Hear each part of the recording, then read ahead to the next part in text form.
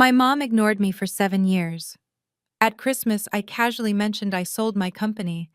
My brother mocked me, asking if I made enough to pay my rent. I looked him in the eye and said $500 million. His jaw dropped. My mother turned pale, and my sister-in-law choked on her wine. But before I tell you how I bought my family debt and evicted them from the house they thought they owned, I would love to know where you are watching from in the comments. Please hit the like button and subscribe if you have ever been the black sheep who turned out to be the wolf. I gripped the steering wheel of the rented Toyota Corolla until my knuckles turned white. The GPS announced I had arrived in Buckhead, which is Atlanta's most prestigious neighborhood, but I did not need a machine to tell me where I was. I knew this driveway. I knew these manicured hedges. The last time I was here 7 years ago, I was being dragged out the front door by my mother holding nothing but a black trash bag filled with my clothes. She told me I was a disgrace for wanting to write code instead of finding a rich husband. Now I was back. Not to beg for forgiveness, but to witness their downfall. I put the car in park, taking a deep breath to steady the nerves that were fighting against my resolve. I checked my reflection in the rearview mirror. No makeup, a simple gray sweater and jeans. I wanted them to see exactly what they expected to see: a failure. Before I could even unbuckle my seatbelt, the front door of the mansion swung open. It was not my mother. It was Ashley, my sister-in-law.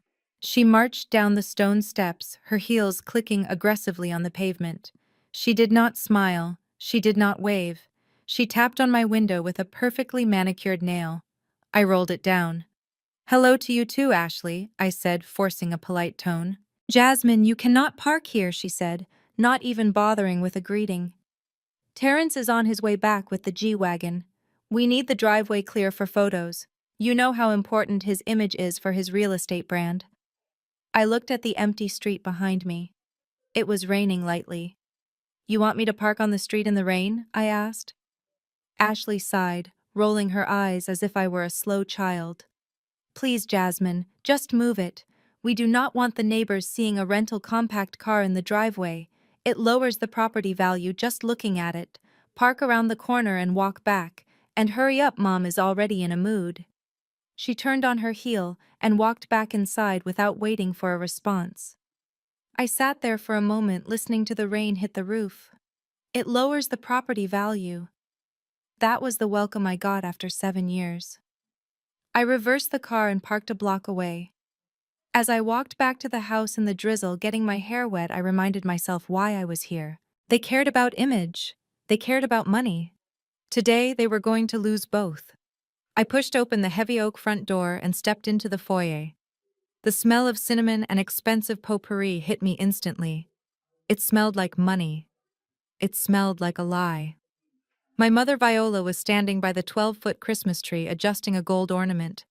She looked impeccable in a silk dress that probably cost more than my first car. She heard the door close and turned around. She did not run to me. She did not smile. She scanned me from head to toe, her eyes lingering on my wet hair and my simple boots. "I see you decided to show up," she said, her voice cool and detached. "And you dress like that." "It is good to see you too, Mom," I said, standing my ground. "I told you we are having important guests tonight," she snapped, walking over to pick a piece of lint off my shoulder. "Pastor Jenkins is coming by for dessert. The Wilsons are coming. And you look like you just came from a shift at the grocery store." "I am comfortable," I said. "You are embarrassing," she corrected. "Well, since you are dressed for manual labor, you can make yourself useful. Go to the kitchen. Mrs. Higgins needs help with the catering trays. And Jasmine, please stay in the kitchen when the guests arrive. I do not want to have to explain your situation to people who actually have successful children." She pointed toward the kitchen door like I was a servant she had just hired. I felt the familiar sting of tears pricking my eyes, the old wound of never being good enough ripping open. But I swallowed the pain. I was not the scared 25-year-old girl anymore. I walked toward the kitchen, grabbing an apron from the hook. If she wanted to treat me like help, fine. I would serve them their last supper. I had barely tied the apron strings when the front door crashed against the wall. The silence of the house shattered instantly. I could hear heavy footsteps stomping on the hardwood floor, followed by the distinct, heavy jingle of car keys being thrown onto the marble entry table. It was a sound designed to be heard, a sound that screamed, "Look at me." Then came the voice. It was loud. It was performative.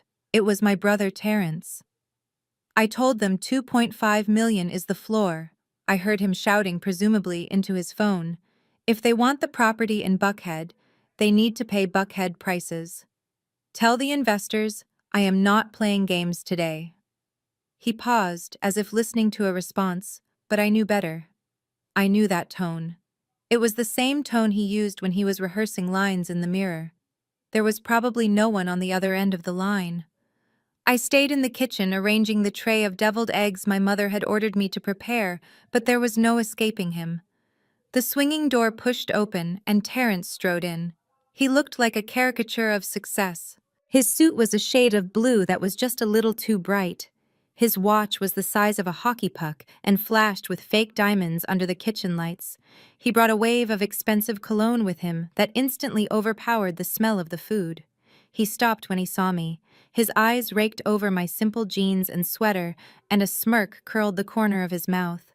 "Well, look who it is," he said, his voice dripping with condescension. "The prodigal sister returns. I saw that little rental car parked down the street. Smart move hiding it. We do not want the neighbors thinking the property value is dropping." "It is good to see you too, Terence," I said, keeping my attention on the food. He leaned against the counter, crossing his arms over his chest to make sure I saw the Mercedes logo on his key fob, which he was still clutching. "So, are you still doing that little computer thing?" he asked. "What was it called again?" "Credit Builder." I placed the last egg on the tray before looking at him. "It is a financial literacy platform, Terence," I said calmly. "And yes, I am still doing it." He let out a short, barking laugh. "Financial literacy," he mocked. "That is rich coming from someone who drives a Toyota. You know real money is in real estate, Jasmine. Brick and mortar. I just closed a deal this morning that is worth more than your entire life savings. You should let me teach you a thing or two. Maybe then you could afford a dress that does not look like it came from a discount bin." I bit my tongue. I wanted to tell him that my tax bill last year was higher than the value of the house he was standing in. I wanted to tell him that the G-Wagon in the driveway was a rental, and I knew his credit score was in the double digits, but I stayed silent. The reveal would be sweeter if I waited. Just then, the doorbell rang. "That must be the dry cleaning," Terence said, pushing off the counter. "I had my lucky suit pressed for tonight. Important people coming, you know. Not that you would understand." He patted his pockets dramatically and then frowned. He looked at me, and then his eyes darted to my purse, which was sitting open on the kitchen island. "Shoot," he muttered. "I only have $100 bills on me. I cannot break 100 for a tip." Before I could stop him, he reached into my purse. His hand rummaged through my personal belongings with zero hesitation. He pulled out my wallet and flipped it open. "Hey," I said, stepping forward. "That is mine." "Relax, sis," he said, pulling out a $20 bill. "I am just borrowing a 20. You do not want me to look cheap in front of the delivery guy, do you? It reflects bad on the family." He did not ask, he just took it. He stuffed my money into his pocket and winked at me. "I will pay you back when I break a big bill," he said with a grin that said he absolutely never would. "Consider it a tax for breathing my air." He turned and walked out of the kitchen whistling as he went to pay for his rental suit with my money. I stood there staring at my open purse. He had stolen $20 from me because he wanted to look rich, but was actually broke. He had no idea that the black metal card sitting right behind that $20 bill had a limit higher than the GDP of a small country. I closed my wallet and smiled. "Keep the change, Terence. You are going to need it." By 7:30, the house was vibrating with the hum of expensive chatter. The air grew heavy with the scent of heavy perfumes and the underlying tension of performance. My mother Viola was in her element. She stood by the marble fireplace holding court like a queen, with Terence standing right beside her as the crown prince. She kept her hand resting on his forearm constantly, as if to physically anchor herself to his imaginary success. Pastor Jenkins was there, nodding solemnly, as Terence explained a property deal that I knew for a fact had fallen through 3 weeks ago. The Wilsons were there too, scanning the room with critical eyes, looking for dust or cracks in the facade. I moved through them like a ghost holding a silver tray of appetizers that I had spent the last hour arranging. I offered a crab cake to Mrs. Wilson, and she looked at me with a mixture of pity and confusion. "Oh, Jasmine, I did not see you there," she said, taking a napkin. "You are helping the catering staff tonight. That is so sweet of you to pitch in." "I am not helping the staff, Mrs. Wilson," I said, keeping my voice level. "I made these." Before she could respond, Viola swooped in. She laughed, a high tinkling sound that set my teeth on edge. "Oh, you know Jasmine," Viola said, patting my cheek with a little too much force. "She loves to serve. She has always had a servant heart. Unlike Terence, who was born to lead." "Tell them about the new Skyline project, Terence." Terence puffed out his chest, adjusting his tie. "Well, you know, Mom, I cannot discuss the details of the contracts yet," he said, looking important. "Non-disclosure agreements and all that. But let us just say that Buckhead is about to get a major upgrade thanks to my firm." The guests cooed in admiration. They looked at him with awe. Then their eyes slid back to me, the woman in the jeans and sweater holding a tray of food. The contrast was exactly what my mother wanted: the successful son and the failure daughter. "So, Jasmine," Mrs. Wilson asked, turning her attention back to me, "what are you doing with yourself these days? Are you still living in that little apartment downtown?" I opened my mouth to speak, but Viola cut me off. "She is still finding herself," Viola said, her voice dropping to a theatrical whisper, as if discussing a terminal illness. "You know how this generation is. They drift. She is trying to figure out who she wants to be when she grows up. We just pray for her direction every night." Ashley drifted over, swirling her wine glass. She looked me up and down with a smirk. "We are praying for a husband too," Ashley added with a fake sigh. 32 is not exactly young anymore, Jasmine. The clock is ticking loud. I told Terence we should set her up with one of his interns, but I think she might be a little too set in her ways for a man to handle. It is a shame, really. Not everyone gets the fairy tale. I gripped the silver tray so hard my fingers cramped. They talked about me like I was not there, like I was a piece of furniture that had gone out of style.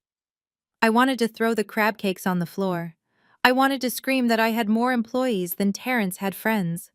Actually, I started to say I am doing really well. My work in the tech sector has been very rewarding. Mrs. Wilson looked interested. "Tech?" she asked. "I heard something about that. Is it true you are working with software? That sounds very complicated."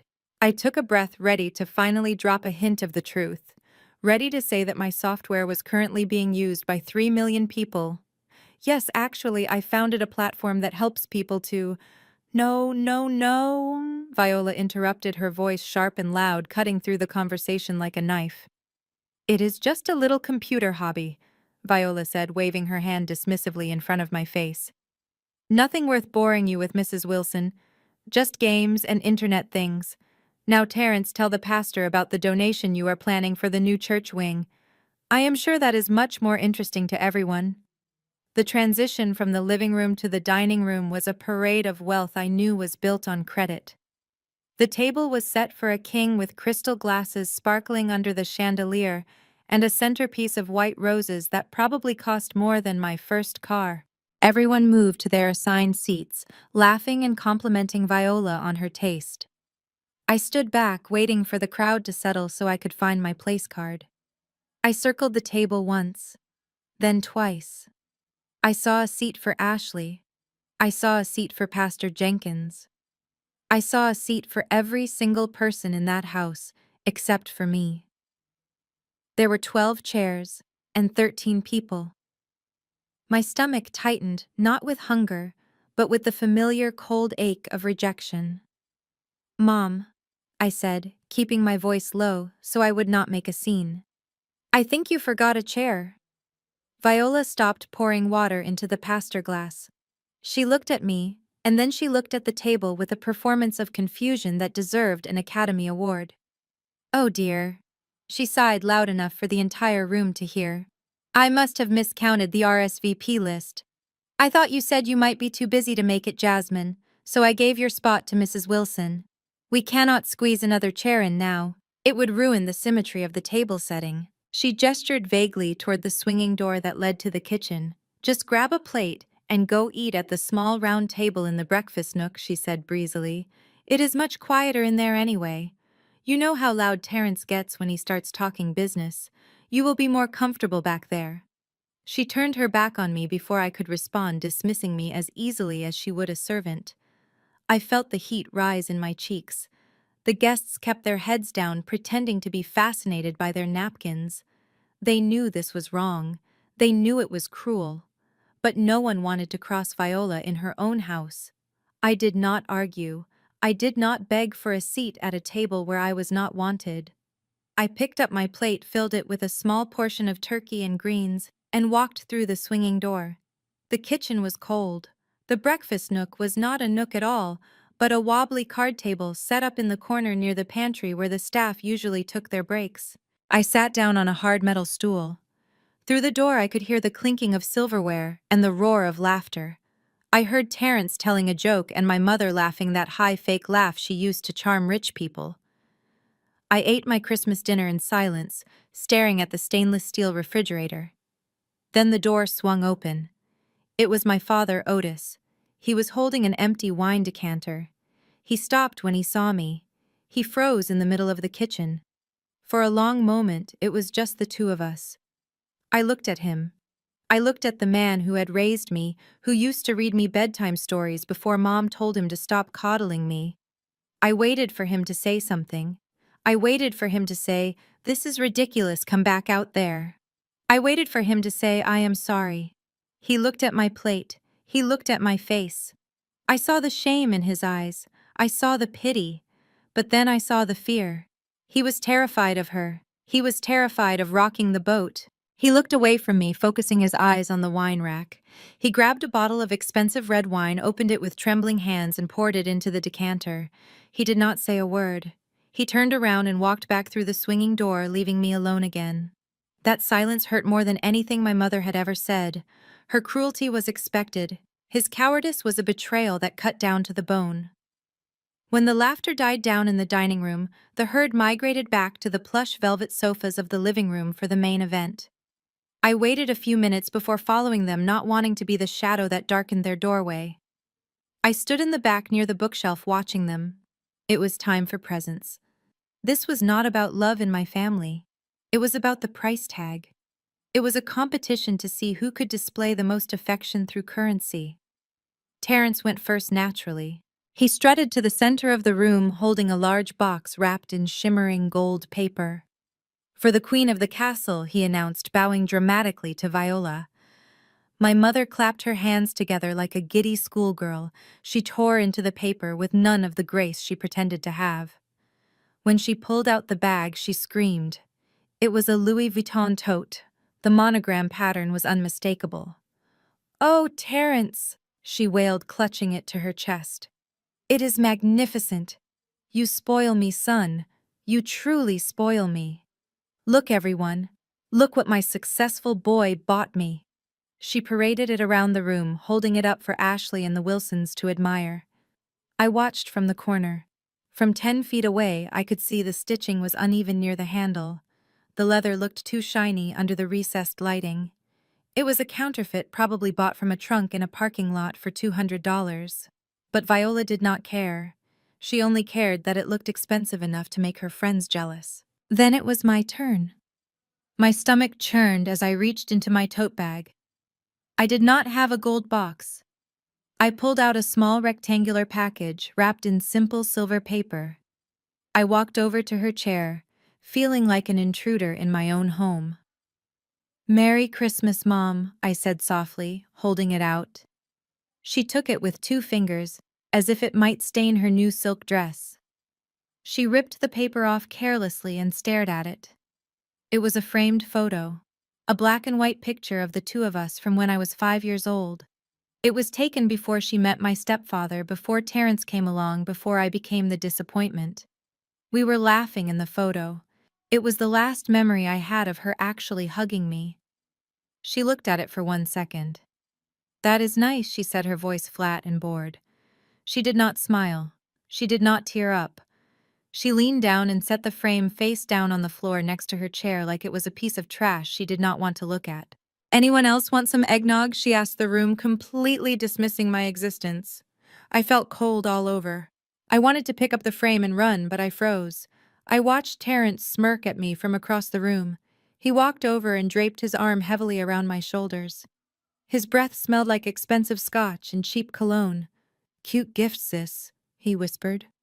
"Real sentimental. But hey, since you are in a giving mood, there is something you can do for the family." He patted my shoulder with a heavy, condescending rhythm. "The party is winding down. Since you did not really contribute to the conversation, why do not you be a good little sister and help the staff clean up? Oh, and one more thing." He reached into his pocket and pulled out a piece of paper. He pressed it into my hand. "You forgot this." I looked down. It was not a napkin. It was the bill for the entire catering service. I stared at the crumpled paper in my hand. It was an invoice from Elegant Affairs Catering. The total at the bottom was circled in red ink: $8,500 for one dinner. For a dinner where I had been banished to the kitchen like a naughty child. For a dinner where I had served appetizers to people who looked right through me. I looked up at Terrence. He was grinning that oily grin of his, leaning back with his hands in his pockets. "What is this?" I asked, my voice quiet. "It is the bill, Jasmine," he said slowly, as if explaining quantum physics to a toddler. "For the food, the service, the wine you did not drink. Why are you giving it to me?" "Well, you see, sis, I am a little liquid illiquid at the moment. All my cash is tied up in the Midtown project. Big things happening, you know. Millions on the line. I cannot just pull 8 grand out of thin air right now. But you, since you are living that simple life with no overhead, I figured you probably have some savings tucked away in a mattress somewhere." He shrugged. "Consider it your Christmas gift to the family. Since that little picture frame was, well, let us be honest, kind of cheap." I felt a flush of heat rise up my neck. "You want me to pay $8,000 for a party you threw to show off?" I asked, my voice rising slightly. "You want me to pay for the food I was not allowed to eat at the table?" Ashley chimed in from the sofa, swirling her wine glass. "Oh, do not be so dramatic, Jasmine. It is just money. You are always so tight with your cash. It is honestly kind of unbecoming. We have expenses you could not even imagine. Private school tuition, the lease on the G-Wagon, country club dues. You live in a shoebox apartment. What else do you have to spend money on?" Viola nodded in agreement from her throne. "Your sister-in-law is right, Jasmine. You have been mooching off this family emotional support for years. We let you come here. We let you be part of this beautiful evening. And now you are going to make a scene over a simple bill. You are so selfish. Just like your father used to be before I straightened him out." I looked at Otis. He was staring intently at his shoes, refusing to meet my eyes. "I do not have $8,000 in cash on me," I said, my hand tightening around the bill. Terrence laughed. "Well, of course you do not. I did not expect you to have real money. Use a credit card, unless your credit is shot." "Is that it? Did you max out your limit buying cat food?" He looked around the room, inviting the guests to join in his mockery. A few of them chuckled nervously.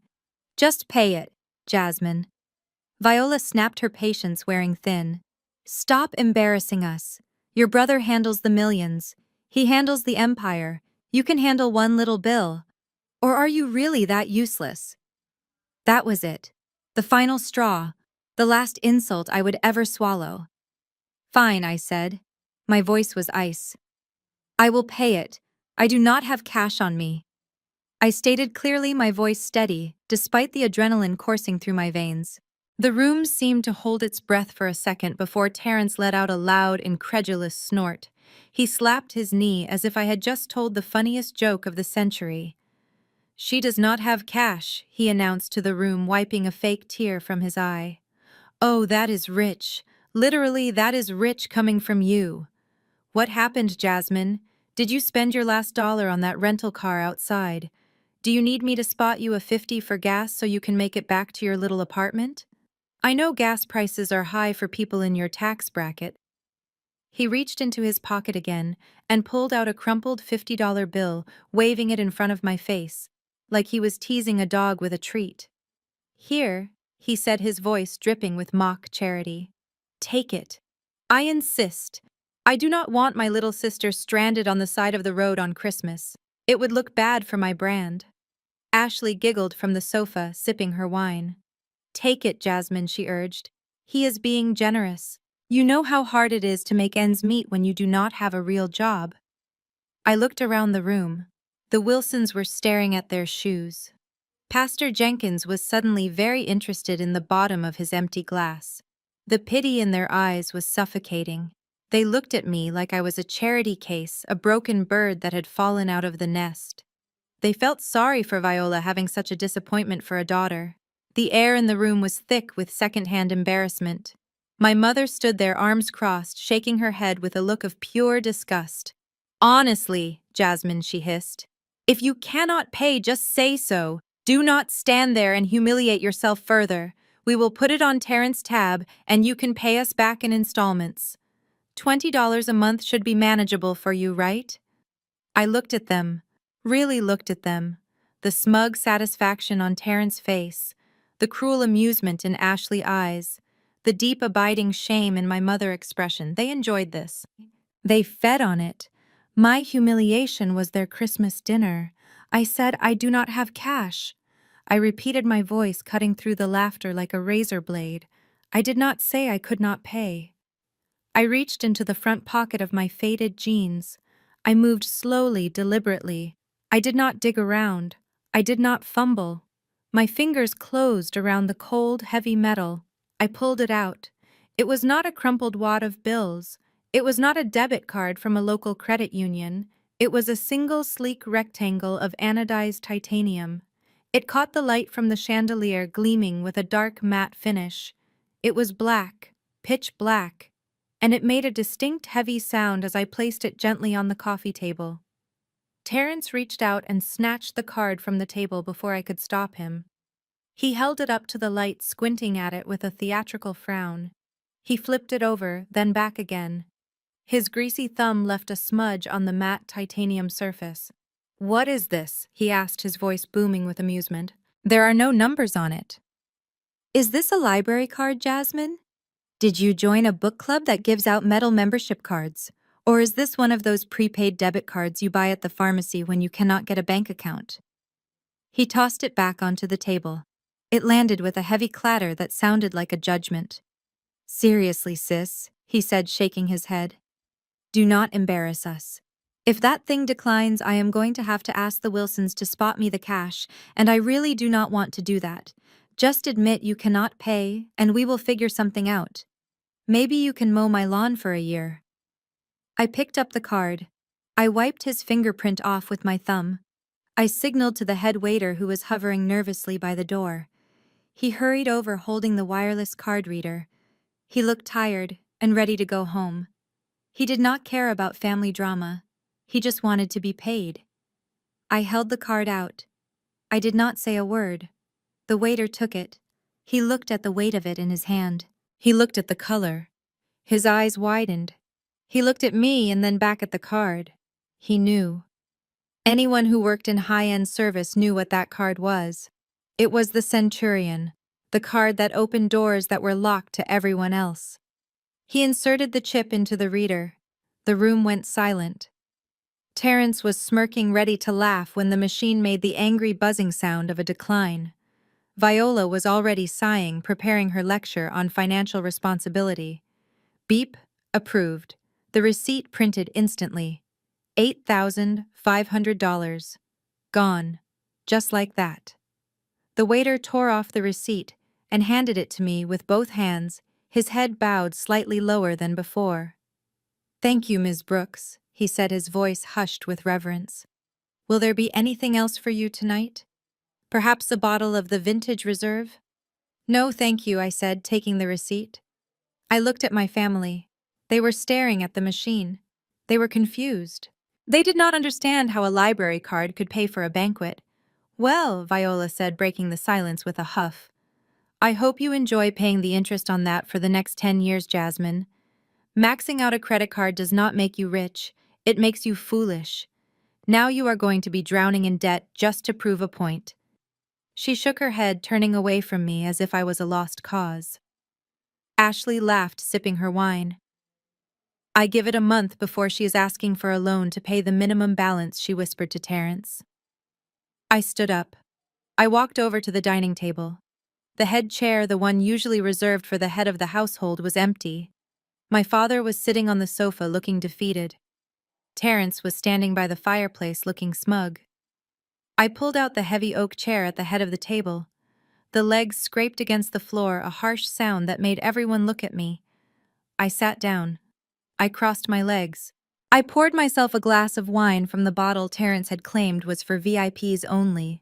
I took a slow, deliberate sip. Actually, Mom, I said, setting the glass down.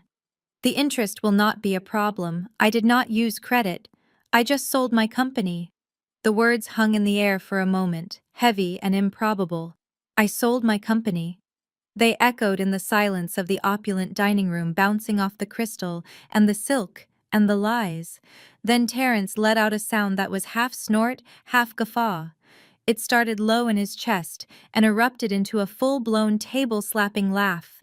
He doubled over, clutching his stomach, his face turning a blotchy red. "You sold the app," he gasped, wiping a tear from his eye. "Oh, that is precious. Jasmine, seriously, you almost had me there for a second. What did you get for it? Did some college kid buy it for his senior project? Did you get $5,000? Is that what this is about? You got 5 grand and now you think you are Oprah." He looked around the room, inviting everyone to share in the joke. Ashley was already giggling behind her hand, her eyes dancing with cruel amusement. Even Pastor Jenkins cracked a smile, shaking his head, as if witnessing the antics of a delusional child. $5,000, Ashley chimed in, her voice dripping with mock sweetness. Honey, that might cover your rent for a few months if you are careful. Maybe you can finally buy some clothes that fit. But seriously, who would buy that thing? It was for people with bad credit, right? I bet the only people who downloaded it were trying to figure out how to scam the system. Viola sighed, a long, weary sound that spoke of years of burdened motherhood. She set her wineglass down with a sharp click. "Jasmine, stop it," she said, her voice stern. "Just stop. You are doing it again. You are lying to make yourself look important. You are just like your father was before I took control. Always dreaming big, always talking about the next big thing and never delivering a single dime. Do you know how embarrassing it is to have a daughter who has to make up stories just to feel adequate in front of her successful brother?" She looked at me with a mixture of pity and disdain that made my skin crawl. "It is pathological," she continued, addressing the room as if I were a case study. "She has always been this way. Remember when she was 10 and told everyone she was going to be an astronaut? And then she failed algebra. It is the same thing.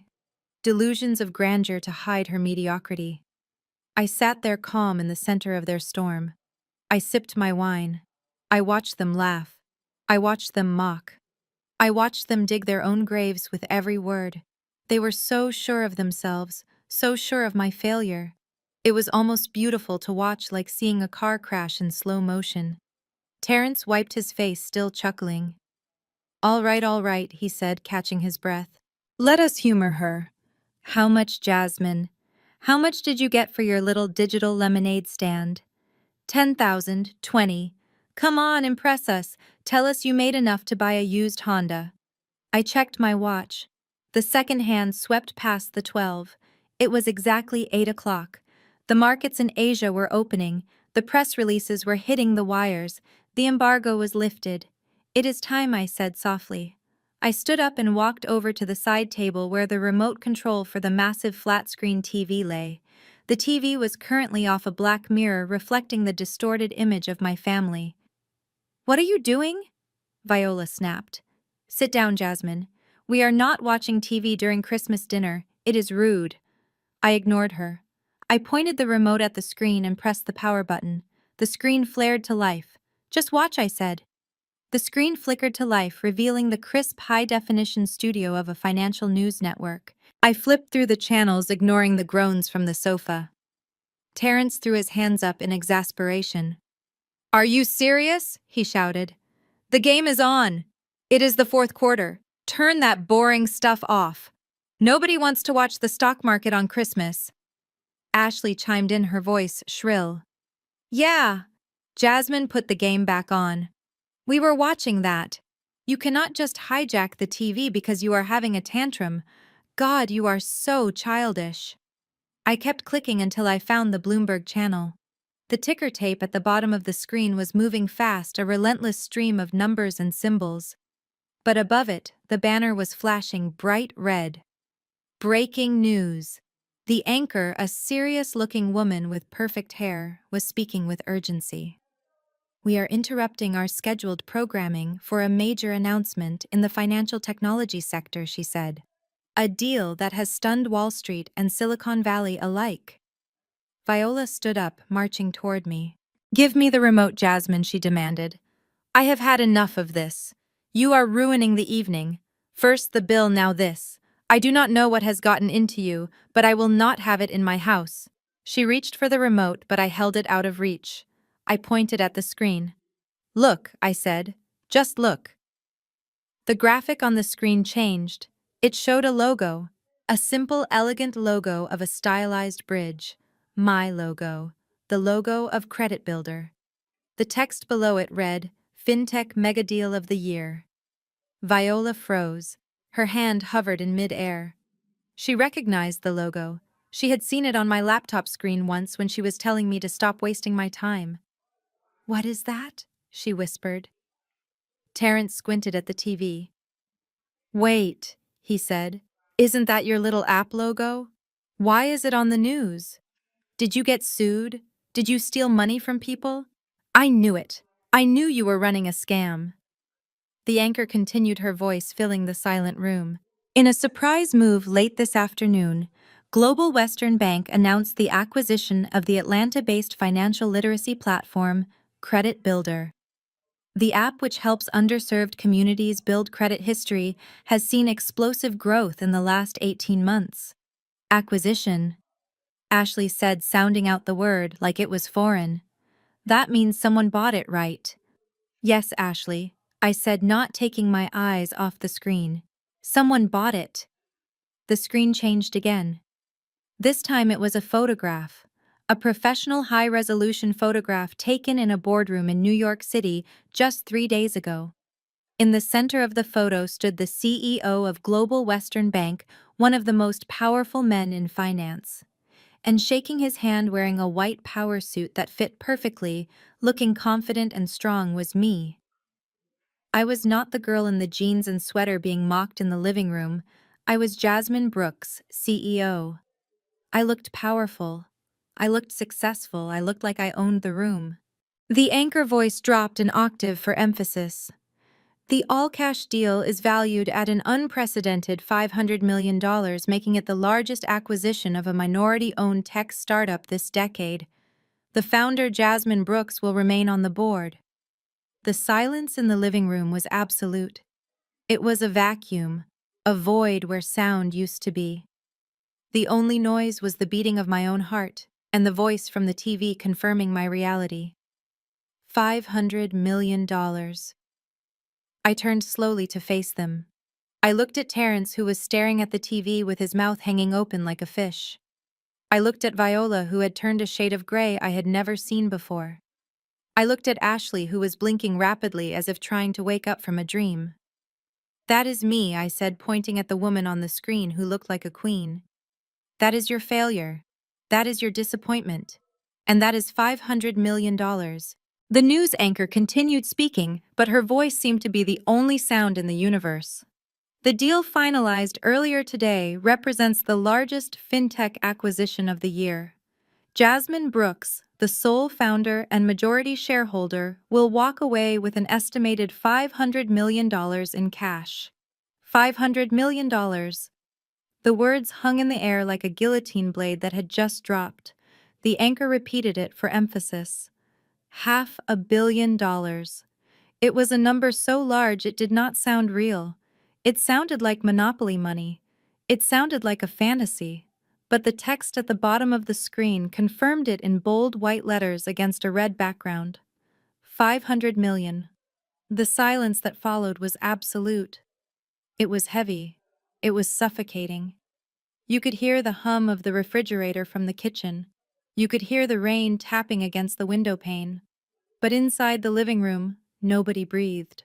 Nobody moved. It was as if a spell had been cast, turning my tormentors into stone statues.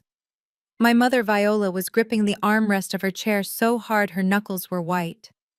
Her mouth was slightly open, but no sound came out. She was processing the math. She was calculating how many times she had called me a failure. She was realizing that the daughter she had banished to the kitchen table was now richer than everyone she had ever met combined. I looked at Terrence, the golden child, the man who had just tipped a delivery driver with my $20 because he was supposedly too rich to carry small bills. He looked like he had been punched in the gut. All the swagger was gone. All the bravado had evaporated. He stared at the screen with a look of pure, unadulterated horror. He was not looking at a news report. He was looking at his own irrelevance. He was looking at a number that dwarfed his entire existence. I stood up slowly. The movement drew their eyes. They looked at me with fear now. Pure fear. I was not Jasmine the disappointment anymore. I was Jasmine the billionaire. I was a force of nature they could not control. I walked over to Terrence. I stood right in front of him. I leaned down so our faces were level. "You asked me a question earlier," I said, my voice cutting through the dead silence. "You asked me what I got from my little digital lemonade stand. You asked if I made $5,000. You asked if I could afford a used Honda." I pointed at the screen where the number was still flashing. "That is the answer, Terrence," I whispered. $500 million. That is what I am worth. What are you worth, Terrence? He tried to speak. He tried to say something, anything to regain his power. But his brain had short-circuited. His hand, which was holding a glass of the expensive red wine he had forbidden me from drinking, began to tremble. It shook violently. His fingers lost their grip. The crystal glass slipped. It fell in slow motion. It hit the pristine white carpet that Viola protected like a holy relic. It shattered. Dark red wine exploded outward, staining the white wool like a gunshot wound. The stain spread rapidly, soaking into the expensive fibers, but Terrence did not even look down. He just stared at me, terrified. Viola sounded like she was choking on air. Her hands were trembling so badly that her fake Louis Vuitton bag slid off her lap and hit the floor with a thud, but she did not even flinch. She just kept staring at the television screen and then back at me, as if trying to reconcile the two images. The girl she sent to the kitchen and the woman who just conquered Wall Street. 5, she stammered, her voice cracking. 500 million. She said the words slowly, tasting them, testing them to see if they would dissolve. She looked at me with wide, terrified eyes. "Is that?" She swallowed hard. "Is that US dollars, Jasmine?"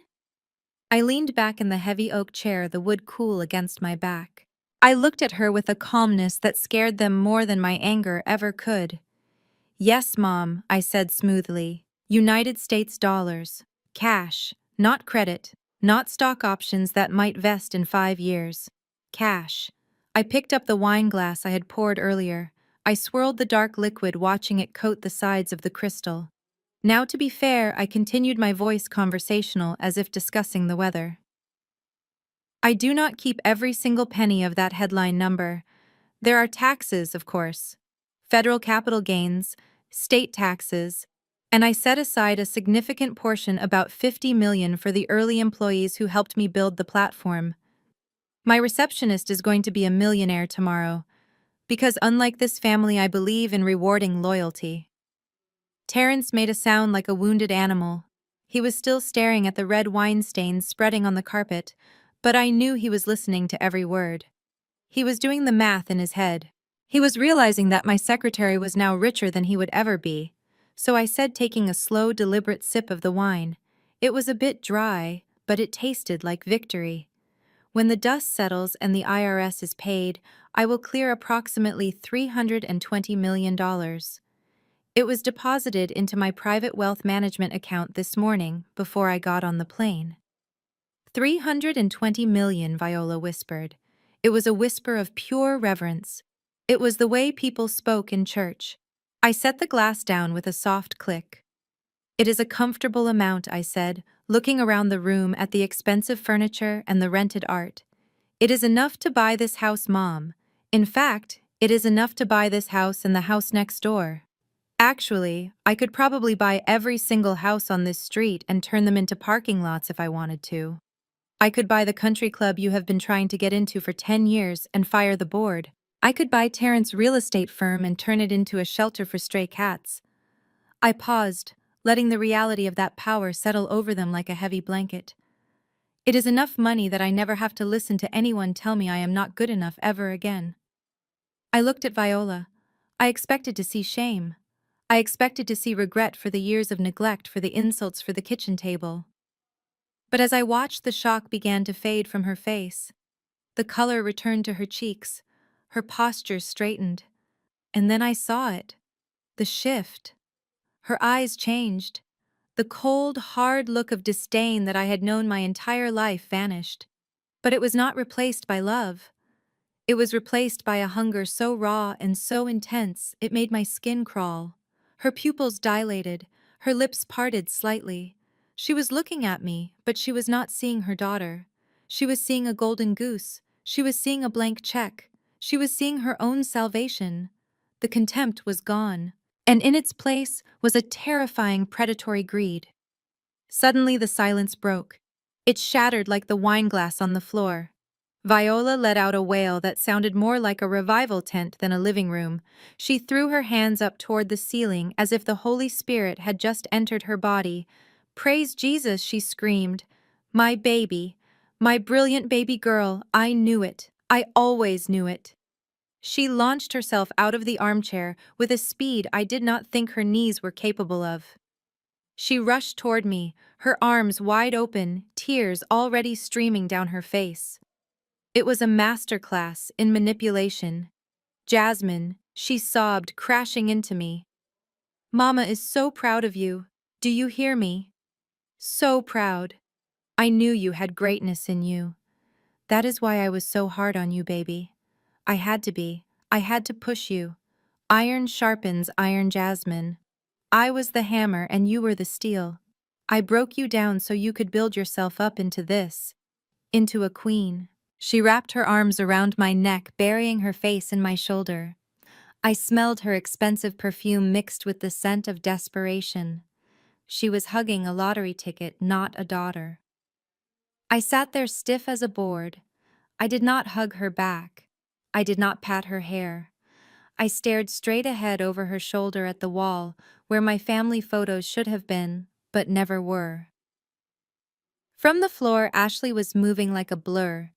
She had grabbed a linen napkin and was frantically dabbing at the red wine stain on the white carpet, but her eyes were fixed on me. I told him, she babbled, her voice high and breathless. "I told Terrence just last week. I said Jasmine has that billionaire mindset. Didn't I say that, Terrence? I said she moves in silence like a real boss." "Oh my God, Jasmine, I love your boots. Are those vintage? You have such an eye for fashion. We should go shopping together. Just us girls. I can help you pick out a new wardrobe for your board meetings. We can build your personal brand on Instagram." She crawled closer on her knees, ignoring the wine soaking into her dress, looking up at me like a faithful dog waiting for a scrap. Terrence was still standing there, looking like he had been lobotomized, but Viola was squeezing me tighter, rocking me back and forth. "My baby is a mogul," she crooned. "We are going to do such great things. The family is back together. We are going to show this city what the Brooks family is really made of. You and me against the world, sugar." just like it used to be. It was suffocating. The lies were physical things pressing against my skin. She was rewriting history in real time, erasing decades of neglect with one hug. She thought she could just embrace the money, and I would be so grateful for the affection that I would forget she sent me to eat in the kitchen an hour ago. I felt a cold rage settle in my chest. It was heavier than the gold bullion I could now afford. I reached up and grabbed her wrists. Her skin was soft, pampered with creams I could never touch growing up. I pulled her hands off my shoulders. I did not do it gently. I used force. I pushed her back until she stumbled slightly, her heels catching in the carpet. She looked at me shocked. Her tear-stained face froze. "Do not touch me," I said. My voice was low, but it carried across the room. "Do not ever touch me again. And stop acting mom." The show is over. Terrence recovered faster than a cockroach after a nuclear blast. One minute he was trembling in fear, and the next he was adjusting his cuffs and smoothing down his tie. He saw my rejection of our mother not as a warning sign, but as an opening. He pulled a chair from the dining table and dragged it over the expensive rug right up next to me.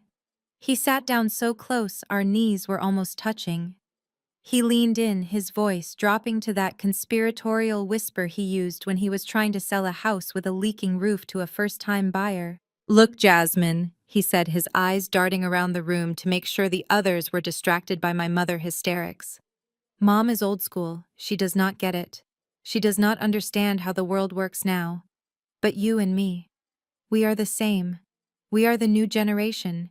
We are the builders." He paused, waiting for me to nod. I stared at him blankly. He took that as encouragement. "I am so proud of you, sis," he continued, lying through his teeth. 500 million. That is real power. But you know what they say? Cash is trash. You cannot just let that money sit in a bank account getting eaten by inflation. You need to put it to work. You need hard assets. He licked his lips. It was a nervous tick I remembered from when we were kids, right before he would ask to borrow my allowance. "I have this project in Midtown," he said. "It is quiet, off-market, prime commercial real estate right next to the new transit hub. The banks are dragging their feet because they do not have the vision. They do not see what we see. But I need to move fast, or I am going to lose the option." He placed his hand on my knee. I had to use every ounce of my willpower not to recoil. "I just need a bridge loan," he said. "Small potatoes for you now. Just 2 million. 2 million to secure the land and get the permits. I will give you equity. We can be partners. The Brooks siblings taking over Atlanta. We can double your money in 18 months. What do you say? Keep it in the family." I looked at him. The audacity was breathtaking. 10 minutes ago, he was mocking my clothes and stealing $20 from my purse. Now he wanted 7 figures. He wanted me to bankroll his fantasy life. He thought because I had money, I had suddenly developed amnesia. I smiled at him. It was a slow, sharp smile that did not reach my eyes. 2 million, I asked. "Yes." He breathed, his eyes lighting up with greed. "Just 2. I can have the paperwork drawn up by Monday." "Okay," I said. He pumped his fist in the air. "Yes," he hissed. "That is what I am talking about. That is business. You are smart, Jasmine. I always knew you were smart." But I continued, cutting off his celebration. "Before we sign any new contracts, Terrence, we have to clear the ledger. We have to talk about the old debts." He frowned, confusion clouding his face. "Old debts?" he asked. "What are you talking about?" "I do not owe you anything. I mean, besides that, 20 for the tip, which I will get back to you, I swear." "Not the 20, I said. The other debts. The real debts." I reached down into my large leather tote bag. It was heavy. It had been heavy on my shoulder all night, a physical burden I was more than ready to put down. I bypassed the gift boxes. I bypassed my wallet. My hand closed around a thick manila envelope. It was bulging with papers. It was bound with a thick rubber band. I pulled it out. I slammed it down on the coffee table. It hit the wood with a dull, heavy thud that silenced the room instantly. The sound echoed like a judge gavel. "What is that?" Terence asked, his smile faltering. "This," I said, placing my hand on the stack, "is a forensic accounting of our relationship, and it is time to pay up." I picked up the first stack of documents from the folder. They were old papers, copies of credit reports, and bank statements dating back a decade. The paper felt brittle in my hands, a physical relic of a trauma I had carried in silence for a third of my life. I tossed them onto the glass coffee table. They fanned out, revealing the damning numbers and dates. "Do you recognize these, Terence?" I asked, my voice deceptively calm. Terence leaned forward, squinting. He picked up a sheet. His eyes scanned it, and the color drained from his face faster than water from a broken dam. He dropped the paper as if it were burning hot. "I do not know what that is," he stammered, wiping sweat from his upper lip. "Some old bills. So what? Everyone has debt." "Not everyone has debt in someone else's name," I corrected him. I looked at the rest of the family. 10 years ago, I was a sophomore in college. I had a scholarship. I had a part-time job. I was doing everything right. I applied for my first off-campus apartment. It was a tiny studio with a leaking faucet, but it was going to be mine. The landlord called me back the next day. He laughed at me. He said he would not rent a cardboard box to someone with a credit score of 420. Ashley gasped. Even she knew that score was practically a death sentence. I did not understand. I continued. I had never owned a credit card. I had never taken out a loan. So I requested my credit report, and guess what I found? I pointed at the papers on the table. 5 credit cards. Opened in my name. Using my social security number. Maxed out. Defaulted. Sent to collections. Total outstanding balance, $50,000. I looked at Terence. He was shrinking in his chair, trying to make himself small. "You bought a BMW, Terence. You bought custom suits. You took a trip to Miami with your friends, and you did it all by stealing the identity of your 20-year-old sister." Terence tried to laugh, but it came out as a dry choke. "Jasmine, come on. That was ages ago. I was young. I was just borrowing your credit. I meant to pay it back. I just got behind. You are rich now. What is 50 grand to you?" "It cost me 5 years of my life," I shouted, my control slipping for just a second. "I spent 5 years paying off your joyrides. I ate ramen noodles every night. I slept in my car for 3 weeks because no one would sign a lease with me. I almost dropped out of school because I could not get student loans with that black mark on my record. You did not just borrow money, you stole my future. You buried me before I even had a chance to start." The room was dead silent. The shame was palpable, thick and suffocating. But I was not done. I turned my head slowly toward Viola. She was staring at her hands, refusing to look at me. She was trembling. "And here is the worst part," I said softly. I reached into the folder and pulled out a printout of an email. It was dated 10 years ago. I found this on the old family computer when I came home for Thanksgiving that year. It is an email from the bank alerting you to suspicious activity on my account. They called you because you were listed as the backup contact. I slammed the email down in front of her. "You knew, Mom. You knew he did it. You knew he stole my identity, and you did not call the police. You did not tell me. You deleted the email and you let me drown. Why, Mom? Why did you protect a thief and let your daughter sleep in a car?"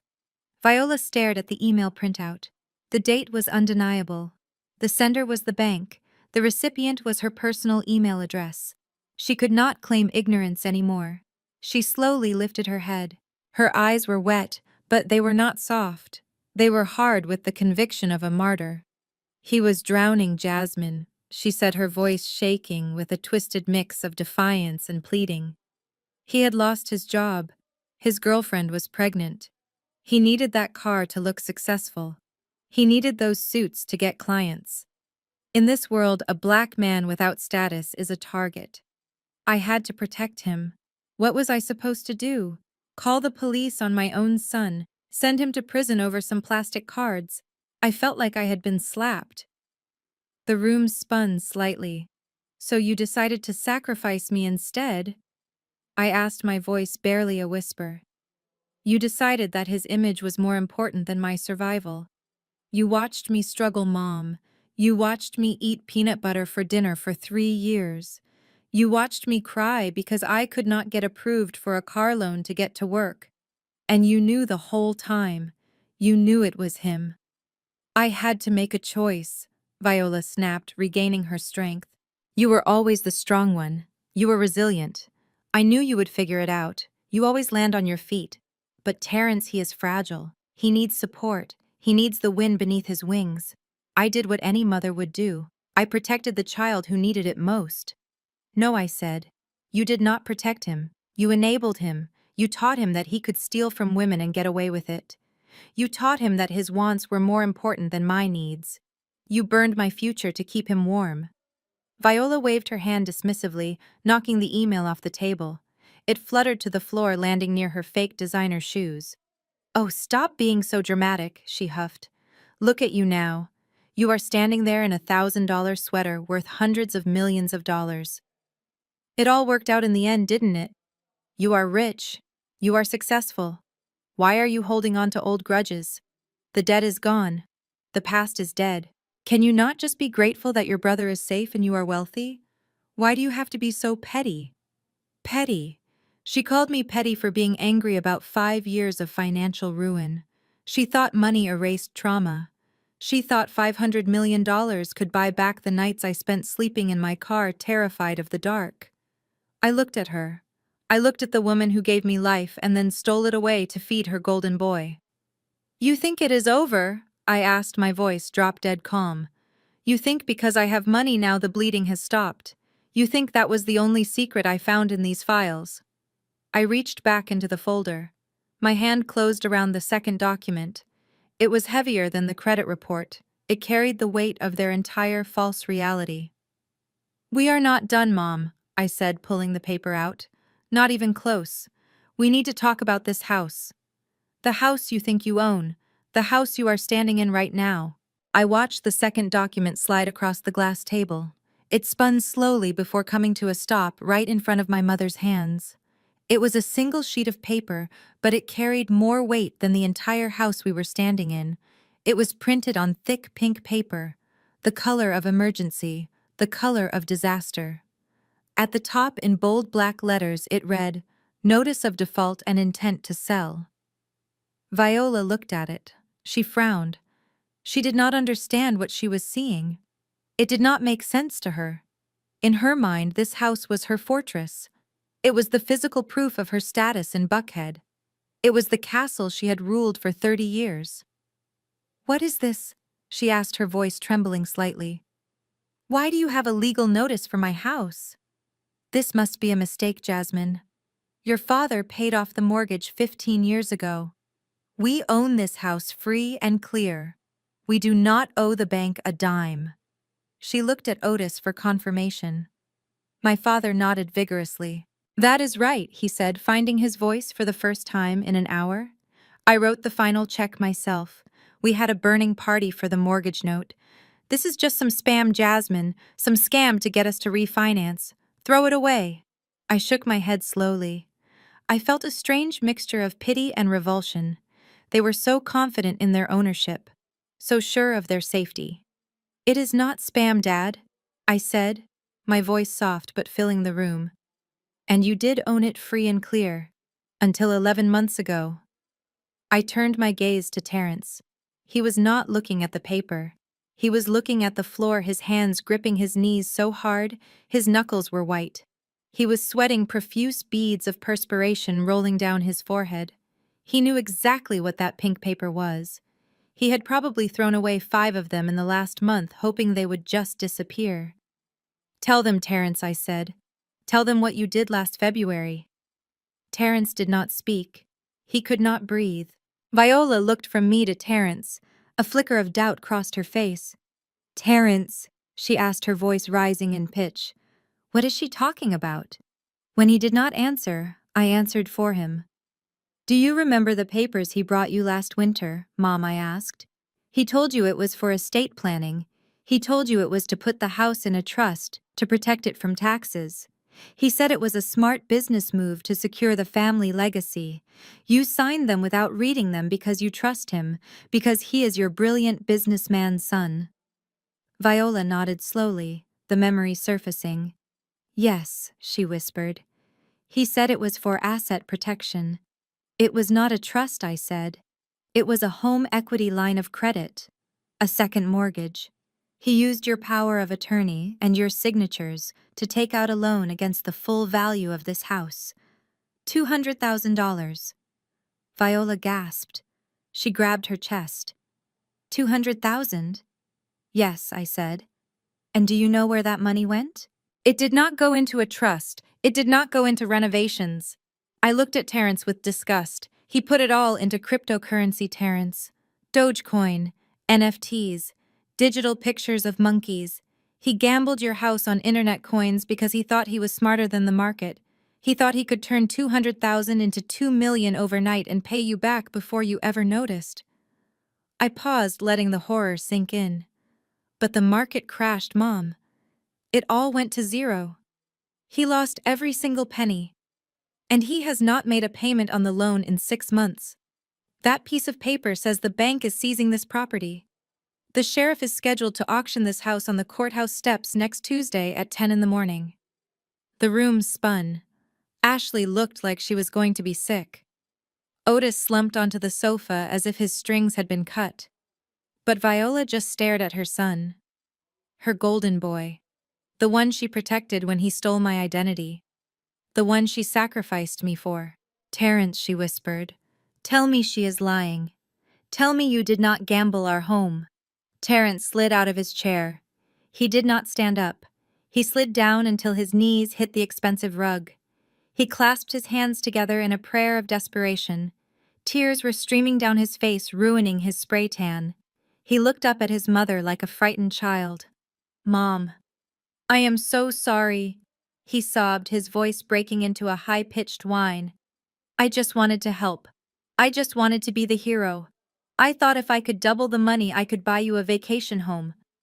I was trying to win it back, Mom. I swear, I had a system. It was supposed to go up. I was going to fix it. I was going to fix everything before you found out.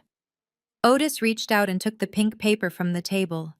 His hands were shaking so bad the paper rattled like dry leaves in a storm.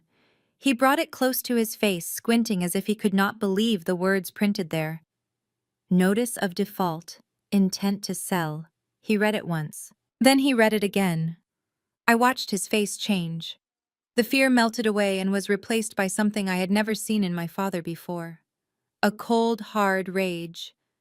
He looked up from the paper and stared at the house around him. He looked at the walls he had painted. He looked at the floors he had paid to refinish. He looked at the life he had worked 40 years to build. And then he looked at Terrence. Terrence was still on his knees, sobbing into his hands. He looked pathetic. He looked weak. He looked like exactly what he was. A thief who had been caught. Otis walked over to him. He moved slowly like a man walking through water. He stood over his son. Stand up, Otis said. His voice was a low growl. Terrence looked up, his eyes red and puffy. Dad, please, he whimpered. I can fix it. Stand up, Otis roared. Terrence scrambled to his feet, cowering. He raised his hands as if to protect his face. But he was too slow. Otis pulled his hand back and swung. Crack. The sound of the slap was louder than the gunshot of a starting pistol. It echoed off the high ceilings. It was a sound of pure disappointment. Terrence's head snapped to the side. He stumbled back, clutching his cheek. He looked at his father with shock. Otis had never hit him. Not once. Not when he failed a class. Not when he wrecked the car. Not ever. You sold my house, Otis whispered, his voice trembling. You stole my home. I worked every day of my life for this house. I broke my back for this house, and you gambled it away on imaginary money. Viola rushed forward, throwing herself between them. She pushed Otis back, her hands on his chest. Stop it, Otis, she screamed. Do not touch him. He is your son. He is a thief. Otis shouted, pointing a shaking finger at Terence. "He is a liar and a thief! He made a mistake!" Viola yelled back, her face twisted in desperate defense. "It was the market, Otis. The market crashed. It is not his fault the economy is bad. He was trying to help us. He wanted to buy us a vacation home. He had good intentions." "Good intentions do not pay the mortgage," Viola Otis screamed. "He is a victim, too," Viola insisted, wrapping her arms around Terence, who was now sobbing into her shoulder. "The world is hard on black men, Otis. He was trying to get ahead. You should be supporting him, not hitting him when he is down." I watched them. I watched my mother comfort the man who had destroyed their lives while my father stood there broken. It was the same dynamic playing out again. The golden child could do no wrong, even when he burned the house down. I checked my watch again. "You can argue about his intentions all night," I said, my voice cutting through their screaming match. "But it does not change the timeline." I pointed at the calendar on the wall. "Today is Christmas Eve. That notice says the final judgment was entered 3 weeks ago. The redemption period expires on Monday." I looked at Viola, who was stroking Terrence's hair.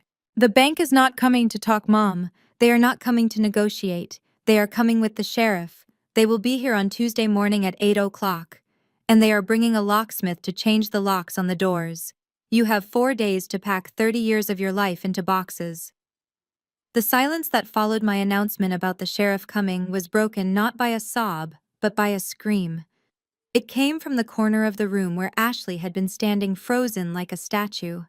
The reality of the situation had finally penetrated the layers of denial and hairspray she wore like armor. She looked at the pink foreclosure notice on the table. She looked at her husband cowering on the floor. And then she looked at the G-Wagon keys sitting on the entry table. The illusion she had married into the lifestyle she had curated for Instagram, the envy of her friends, it was all evaporating like mist in the sun. "You are broke," she shrieked. Her voice was unrecognizable. It was not the sweet, syrupy voice she used to ask for favors. It was the voice of a woman who realized she had bet on the wrong horse. "You do not have any money, do you? The deals, the investors, the Skyline project, it is all a lie. You are not a developer. You are just an unemployed con artist with a rental car." Terence tried to reach for her hand, but she recoiled as if he were contagious. "Baby, please," he begged. "It is just a liquidity crunch. I can fix it. I just need time." "Time," she yelled. "You have 4 days until we are homeless, Terence. 4 days. And you are asking me for time. You told me this house was our safety net. You told me we would inherit it. You told me we were building generational wealth." She started clawing at her left hand. She was trying to get her wedding ring off. It was a massive diamond, or at least what we all thought was a diamond. She yanked it over her knuckle, scratching her skin in the process. "I bet this is fake too, isn't it?" she spat, throwing the ring at him. It hit him in the chest and bounced onto the carpet, getting lost in the deep pile. "I bet it is glass, just like your career, just like your promises, just like you." "Ashley, stop!" Viola cried out, trying to salvage the wreckage of her son's marriage. "Do not do this. Marriage is for better or for worse." "For worse," Ashley laughed, a hysterical sound. "Viola, this is not worse. This is criminal. This is fraud. And you knew. You let him do it. You let him parade around like a king while he was robbing you blind." She turned back to Terence, her eyes blazing with a new realization. "Oh my God," she whispered. "My dad." Terrence's face went from pale to gray. He started shaking his head. "No, Ashley, do not bring that up. You borrowed $50,000 from my father last month," Ashley screamed. "You told him it was for a guaranteed bridge loan for a commercial property. You said you would pay him back with 20% interest by Christmas. That was his retirement money, Terence. He was going to buy a boat. I spent it," Terence whispered. "I tried to buy the dip. I thought crypto was coming back. You stole from my father," Ashley roared. "You stole from your sister. You stole from your parents. You are a monster." She grabbed her purse from the sofa. She did not look at Viola. She did not look at Otis. She looked at me for 1 second. There was no apology in her eyes, just the cold calculation of a survivor realizing she needed to jump ship. "I am leaving," she announced. "I am taking the kids, and I am going to my mother's house. Do not follow me, Terrence. If you show up at my parents' house, my dad will shoot you, and I will help him reload." She marched to the door. The sound of her heels on the hardwood was like nails in a coffin. She slammed the door so hard the wreath fell off the hook and crashed to the floor. The ornaments shattered. The room was silent again, but it was a different kind of silence. It was the silence of a battlefield after the slaughter. The perfect family portrait was slashed down the middle. Ashley was gone. The money was gone. The house was gone. And all that was left were the lies. The front door slammed shut behind Ashley, leaving a silence that felt heavier than the house itself. The only sound was the ragged breathing of my mother Viola, who was staring at the door as if willing her daughter-in-law to walk back through it. Otis was still standing over Terrence, who was curled into a ball on the floor, weeping into the expensive rug he had ruined with wine. The illusion was gone. The perfect family was gone. All that was left was the debt and the desperation. Viola turned her head slowly. Her eyes landed on me. For a moment I saw the old hatred, the resentment she always held for me. But then it flickered and died, replaced by something far more pathetic. Hope. She realized in that instant that I was the only person in the room who wasn't drowning. I was the life raft. "Jasmine," she said, her voice trembling. "Baby, you can help us." She took a step toward me, her hands reaching out. "You are rich," she said. $500 million. That is what the news said. That is more money than God. You can buy this house 100 times over. You can pay off the mortgage. You can fix this. She fell to her knees beside my chair, clutching the armrest. "Please, Jasmine," she begged. "This is your childhood home. You grew up here. You cannot let the bank take it. Think of the memories. Think of the Christmas mornings." I thought of the Christmas mornings. I thought of watching Terrence open the newest video game console while I got socks. I thought of being told to clean up the wrapping paper while they played. Terrence lifted his head from the floor. His face was a mess of tears and snot. He saw his mother begging and he crawled over, dragging himself across the carpet like a wounded animal. "Yes, Jasmine," he whimpered, grabbing the hem of my jeans. "You have to help. If I lose this house, if Ashley leaves me, I have nothing. I will go to jail. Dad will go to jail. You cannot let that happen to your family." He looked up at me, his eyes wide and pleading. "I will do anything," he swore. "Anything. You want me to work for you. I will do it. I will fetch your coffee. I will wash your car. I will be your driver. I will be your slave, Jasmine. Just pay off the debt. 200,000 is nothing to you. It is pocket change.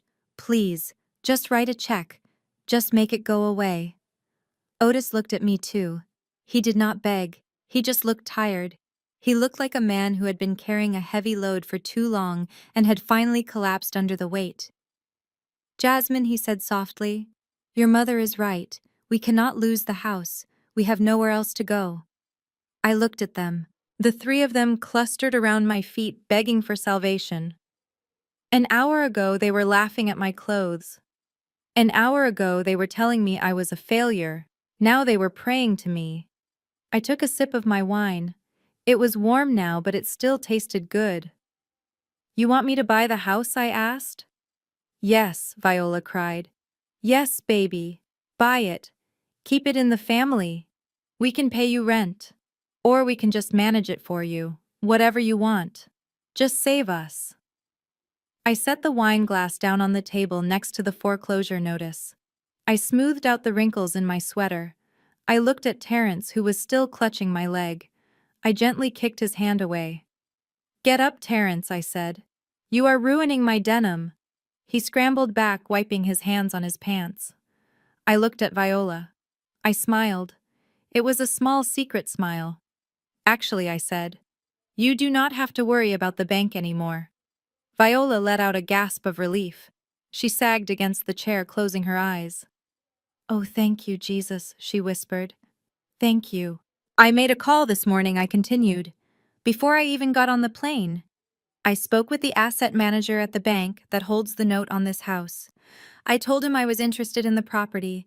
I told him I wanted to settle the debt immediately." Terrence started laughing, a hysterical, relieved sound. "I knew it," he said. "I knew you would not let us down. You are the best sister in the world, Jasmine. I swear I will make it up to you. I will build you a statue." Otis wiped his eyes with the back of his hand. "Thank you, daughter," he said. "You saved us." They were all smiling now. They were all breathing easier. The nightmare was over. The rich sister had come to the rescue just like they always expected her to deep down. They thought they had won. They thought they had gotten away with it. I leaned forward. I picked up the foreclosure notice. I folded it neatly in half. "I think you misunderstand," I said softly. "I did not pay off the mortgage for you." I watched the smiles spread across their faces. It was fascinating to see how quickly they forgot their cruelty the moment they thought they were safe. Viola was already planning her next bridge club meeting in her head. Terrence was probably already thinking about how to spin this to his friends. They thought they had won. They thought money had made me soft. They thought that because I had opened my wallet, I had closed my heart to the past. I cleared my throat. The sound cut through their celebration like a knife. "I think you are confused," I said, my voice devoid of warmth. "I did not pay off the mortgage as a gift. I did not give the bank $200,000 to clear Terrence's debt." Viola frowned, her smile wavering slightly. She tilted her head, looking at me like a dog that heard a high-pitched whistle. "What do you mean, baby?" she asked. "You said you settled it. You said you spoke to the manager." "I said I settled the debt with the bank," I corrected. "That means I purchased the note. I bought the debt from them for cash this morning. The bank does not own the mortgage anymore." I pointed a finger at my own chest. "I own the mortgage. I am the lender. I am the lien holder." Terrence let out a breathy laugh, wiping his nose on his sleeve. He looked relieved. He looked like he had just dodged a bullet. "Okay, sure," he said. "You are the bank. That is even better. We can work out a payment plan, or you can just write it off as a loss on your taxes. It is a family loan now, right? No interest, no pressure. I can pay you back when the market turns around." Viola clapped her hands together. "Exactly," she beamed. "Oh, Jasmine, you are so smart. Keeping the asset in the family. That is generational wealth building. The house is still ours, but now we do not have to worry about those nasty letters from the bank. We are safe. The house is safe." She looked around the room with a renewed sense of ownership. She smoothed her skirt. "We should redecorate," she announced. "Get rid of this bad energy, maybe new curtains. Since we do not have to pay the mortgage to the bank anymore, we can afford to spruce the place up. I never liked these drapes anyway." I stood up. I walked over to the fireplace. I looked at the family portrait hanging above the mantel. It was a picture of Viola Otis and Terrence taken 10 years ago. They were all wearing matching white outfits standing on a beach. I was not in it. I had been at college working double shifts at the diner to pay for the tuition they refused to help with. "You are not listening," I said, turning back to face them.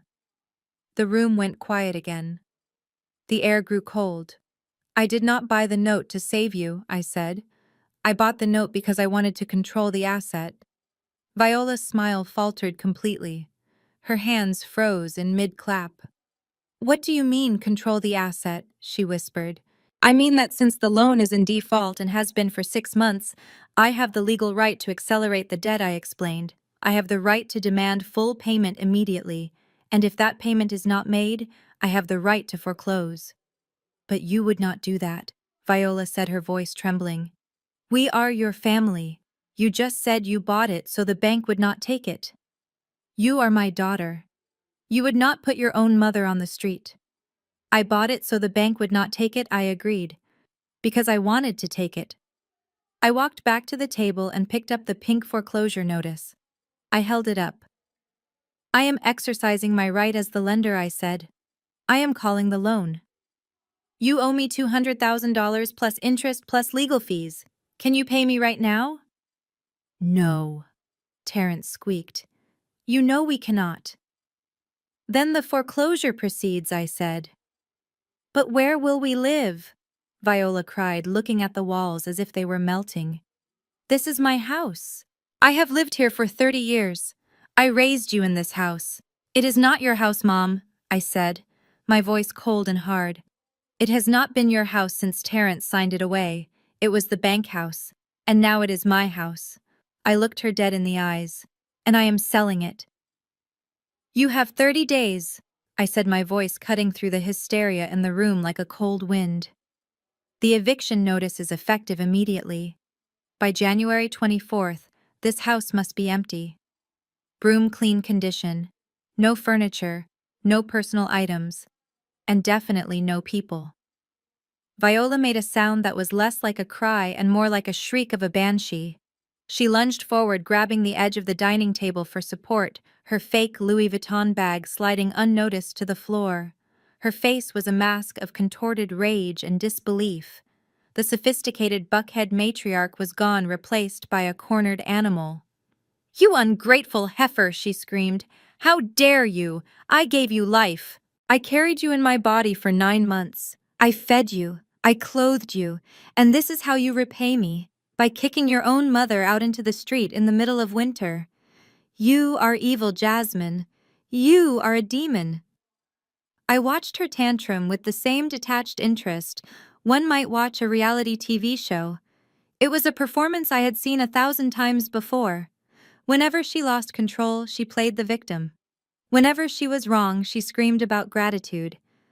I am not evil, Mom, I said calmly, pouring the last of the wine into my glass.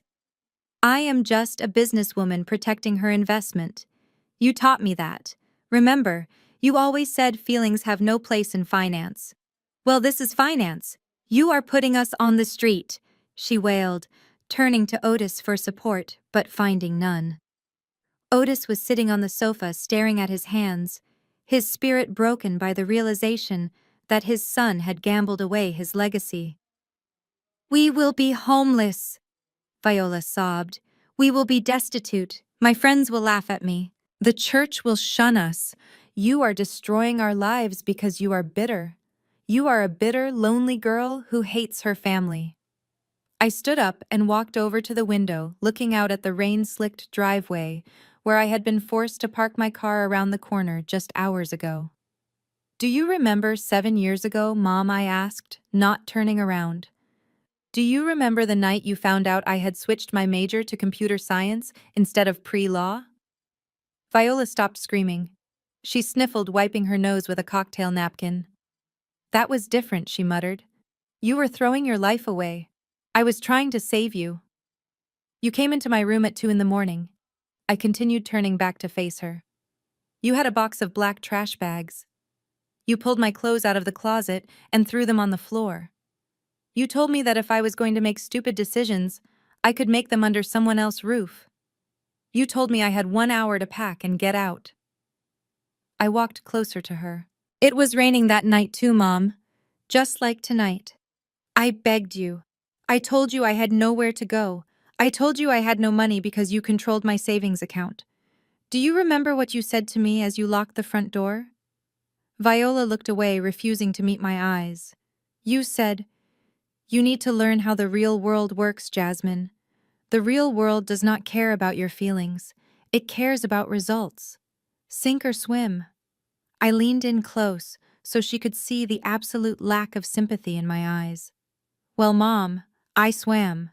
I swam all the way to $500 million, and now you are the one sinking. I am just doing exactly what you taught me. I am giving you a lesson in how the real world works. Actions have consequences. Theft has consequences. Betrayal has consequences. Viola began to weep again, but it was softer now, defeated. She realized that her old weapons, guilt and shame, no longer worked on me. I was bulletproof. So that is it, she whispered.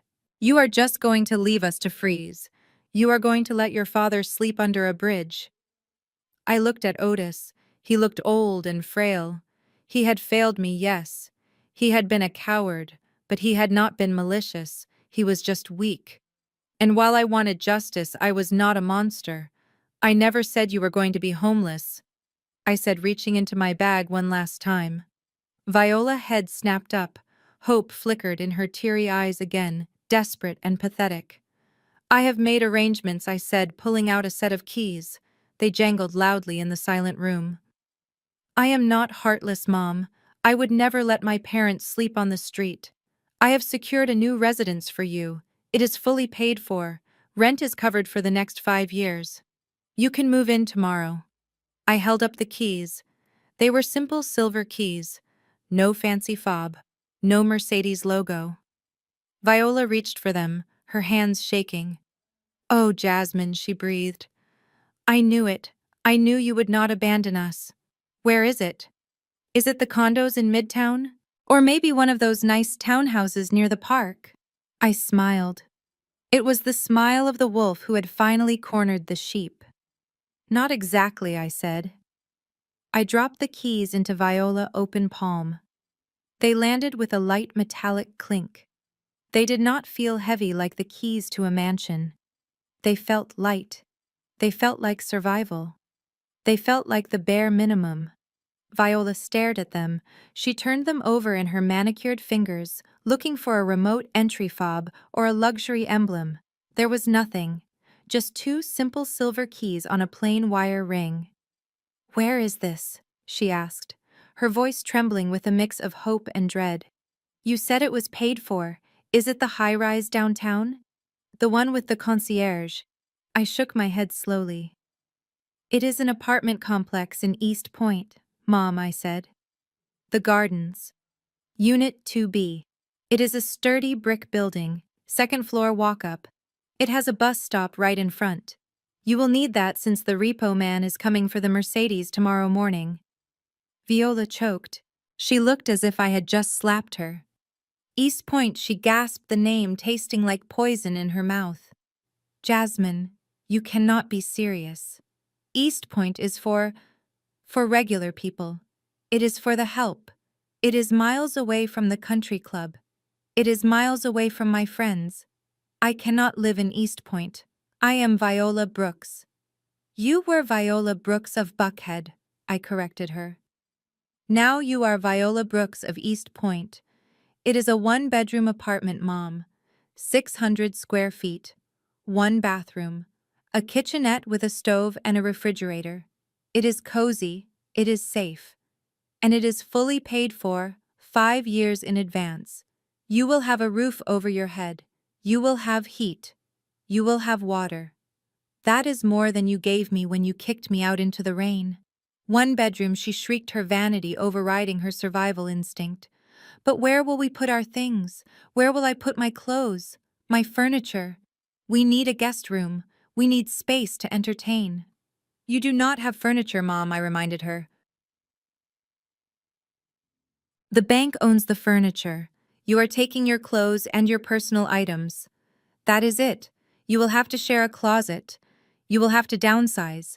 It is called living within your means. It is a lesson you should have learned 40 years ago. I leaned in closer, my shadow falling over her. But there are rules, I said, my voice hardening into steel. This lease is in my name. The power is in my name. The water is in my name. And I have one non-negotiable condition.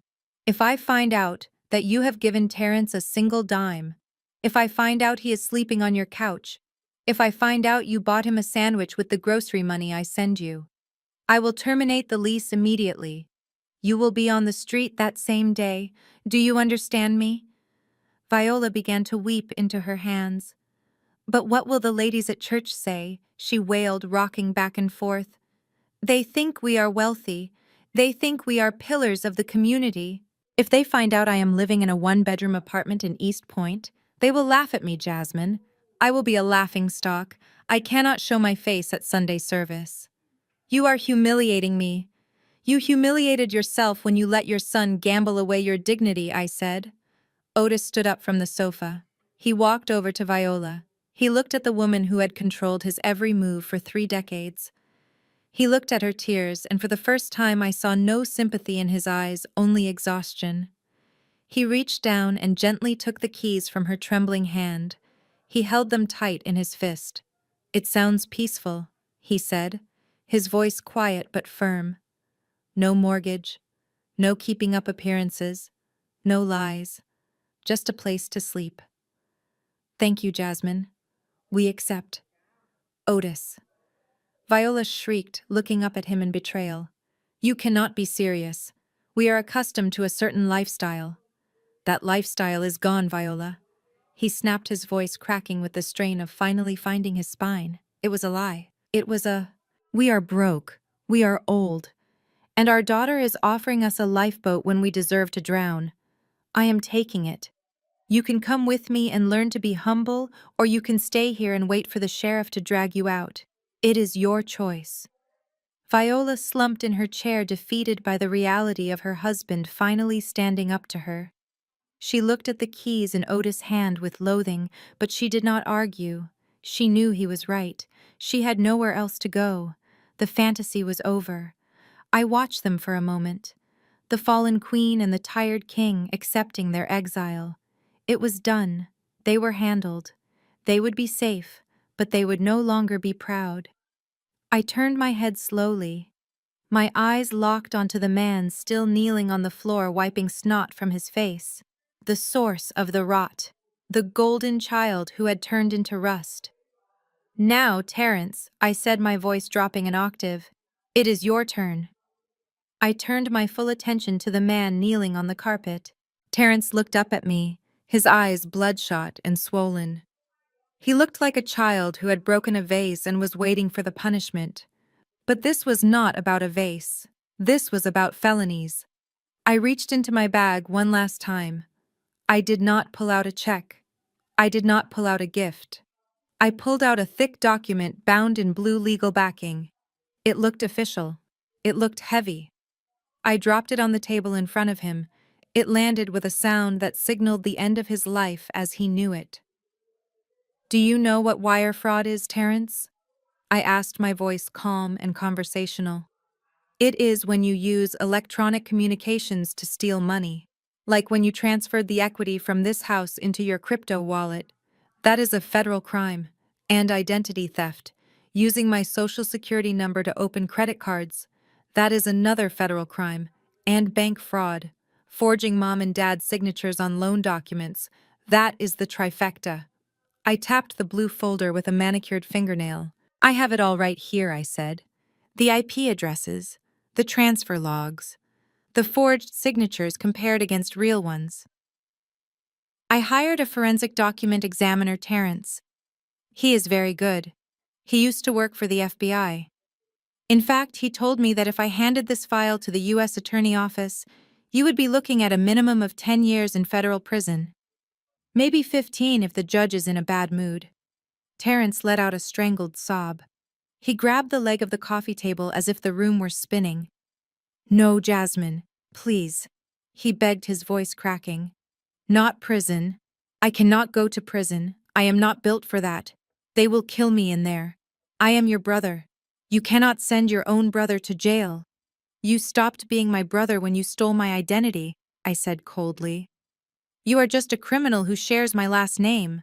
But because I am a generous woman, and because I do not want to visit you behind bars, I am going to offer you a plea deal." I flipped the blue document open to the last page. "Option 1, I said. I walk out of here with this file. I drive to the FBI field office on Monday morning. I hand it over. You get arrested. You go to trial. You lose. You go to prison until you are 50 years old." Terence was shaking his head violently, tears flying from his face. "No, no, no, option 2. "What is option 2? "Option 2, I said, pointing to the signature line. "You sign this. This is a confession of judgment. It is a legal document where you admit to everything. You admit to the debt. You admit to the fraud. And you agree to pay me back every single penny. $250,000. "I will pay it," he cried. "I swear I will pay it. Just give me time." "I am not done," I said, cutting him off. You are not going to pay me back with imaginary real estate deals, Terrence. You are going to get a job. A real job. Manual labor. Warehouse work. Delivery driving. I do not care what it is as long as it comes with a W-2 form. And this contract stipulates that 50% of your wages, 50% of every single dollar you earn, for the rest of your life will be automatically garnished and deposited into my account. You will live on minimum wage. You will live like the poor people you used to mock. You will work until your hands bleed, and you will pay me until the day you die, or the debt is cleared. He stared at me in horror. But that is slavery, he whispered. That will take forever. I will never have anything. I will never have a life. You stole my life for 7 years, I reminded him. Now I am taking yours. It is a fair trade. I took a heavy fountain pen out of my purse. I clicked the cap off. I held it out to him. Prison or payment, Terrence, I said. Those are your choices. The clock is ticking. He looked at his mother, but Viola had her face buried in her hands. He looked at his father, but Otis was staring at the wall. He was alone. He realized for the first time in his life that no one was coming to save him. He looked at the pen. He looked at the blue document that would chain him to me forever. He let out a whimper that sounded like a dying dog. His hand reached out, trembling uncontrollably. He grasped the pen. He pressed the nib to the paper. The scratching sound of his signature was loud in the silent room. He signed his name. He signed his life away. The ink was barely dry on the paperwork that enslaved Terrence to my bank account when the sound of chaos erupted from the second floor. It was the heavy thud of suitcases hitting hardwood floors and the frantic clicking of high heels pacing back and forth. It sounded less like packing and more like looting. Ashley was not taking her time. She was evacuating. A moment later, she appeared at the top of the grand staircase. She had shed her holiday hosting smile and replaced it with a look of pure survival instinct. She was dragging 2 massive designer suitcases behind her, bumping them loudly against every step as she descended. She had a garment bag thrown over one shoulder and her jewelry box tucked under her arm like a football. She was not looking at Terrence. She was not looking at any of us. She was looking at the front door with the laser focus of a prisoner seeing an open gate. Viola snapped out of her shock. She realized that her image of the perfect grandmother was about to walk out the door into the rain. She scrambled up from the armchair and rushed to the bottom of the stairs, blocking Ashley's path. "Ashley, stop!" Viola pleaded, her voice rising to a shriek. "You cannot just leave. It is Christmas Eve.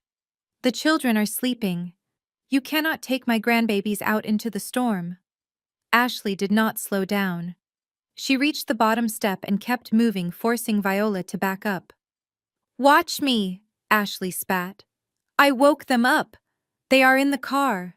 We are going to my mother's house where the mortgage is actually paid, and the heat will not be turned off next week."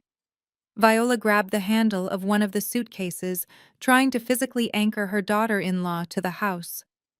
"But we are family," Viola cried. "We can work this out. Jasmine is helping us. We have a place to live. You can come with us to the apartment. We can be together." Ashley laughed. It was a cold, sharp sound that cut through the room. "I am not living in an apartment in East Point with you, Viola," she said, struggling to yank the suitcase free. "I did not marry Terrence for his personality. I married him because he promised me a life. He promised me security. He promised me this house. And it turns out he is just a broke liar who stole from my own father." She pulled hard, ripping the suitcase handle from Viola's grip. The force of it made Viola stumble back. "Do not touch my things," Ashley warned, her eyes narrowing. "I am taking what is mine. I am taking the jewelry he bought me with your money. I am taking the clothes, and I am taking the kids. You can keep your son. You deserve each other." Viola lunged forward again, grabbing Ashley's arm. "Please, Ashley, think of the family image. What will people say if you leave him on Christmas?" Ashley shoved her. It was not a gentle push. It was a shove born of humiliation and rage. Viola stumbled backward, her heels catching on the edge of the ruined white carpet. She fell hard onto the floor, landing next to the wine stain her son had created. "I do not care about your image," Ashley screamed, standing over her. "Your image is a lie, your son is a fraud, and this house is a tomb. I am done." She turned and marched to the heavy front door. She threw it open, letting a gust of freezing wind and rain blow into the foyer. The Christmas wreath which I had knocked down earlier skittered across the floor tiles. Outside, the headlights of her SUV were already on, cutting through the darkness. I could see the silhouettes of my niece and nephew in the back seat waiting to escape. Ashley did not look back. She did not say goodbye. She dragged her luggage out into the rain and slammed the door shut. The sound echoed through the house like a gunshot. A moment later, we heard the roar of the engine and the squeal of tires on wet pavement. Then there was silence. The house seemed to groan. The temperature dropped instantly as the chill from outside settled in. The illusion was completely shattered. The decorations looked tacky now. The tree looked sad. The expensive furniture looked like props on a stage where the play had gone horribly wrong. Viola sat on the floor weeping into her hands. Otis sat on the sofa staring at nothing. Terence lay curled up clutching the contract that ended his freedom. And I stood by the fireplace holding my glass of wine. The entourage was gone. The hangers-on were gone. The wives and the children were gone. It was just the four of us now. The same four people who had started this dysfunction 30 years ago, left alone in the wreckage of our own making. The heavy silence in the room was broken only by the sound of the rain drumming against the large windows. The drama had drained the energy out of the air, leaving only a stale scent of wine and regret. Viola was still on the floor, quietly weeping into her hands, mourning the loss of her social status more than the loss of her family. Terence was staring at the wall, holding the contract that ended his freedom. But Otis was moving. My father stood up from the sofa, his joints popped audibly in the quiet room. He looked older than he had this morning. The events of the last hour had aged him 10 years, carving deep lines of exhaustion into his face. He walked over to me. He did not look at Viola. He did not look at Terence. He looked only at me. He stopped a few feet away, maintaining a respectful distance, as if he was approaching a dangerous animal that he had once raised as a pet. "Jasmine," he said, his voice rough and raspy. I turned from the fire to look at him. I swirled the last sip of wine in my glass, waiting. "I am sorry," he said. It was simple. It was quiet. But it was the first honest thing anyone had said to me all night. "I know sorry does not fix it," he continued, his hands hanging uselessly by his sides. "I know it does not buy back the years. I saw you, Jasmine, when you were little and you would come to me crying because she had been cruel to you. I saw it. When you were eating alone in the kitchen tonight, I saw it. I always saw it." He took a shaky breath. "I told myself I was keeping the peace. I told myself I was a good husband by letting her run the house. But I was lying. I was just scared. I was scared of her temper. I was scared of the fighting. So I sacrificed you. I let you take the hits so I could have a quiet life. My silence was a choice, Jasmine, and it was the wrong choice. I failed you as a father. I failed to protect the one child who actually deserved it." I looked at him. I searched his eyes for the weakness I had always despised, but I found something else. I found a flicker of shame so deep it burned. I did not feel the anger I expected. I felt a cool, distant sadness. "I forgive you, Dad," I said softly. His shoulders sagged with relief, tears welling in his eyes. But I continued, my voice firming up. "Forgiveness does not mean we go back to how things were. I am not your little girl anymore. I am not the daughter you can ignore. and then expect to comfort you.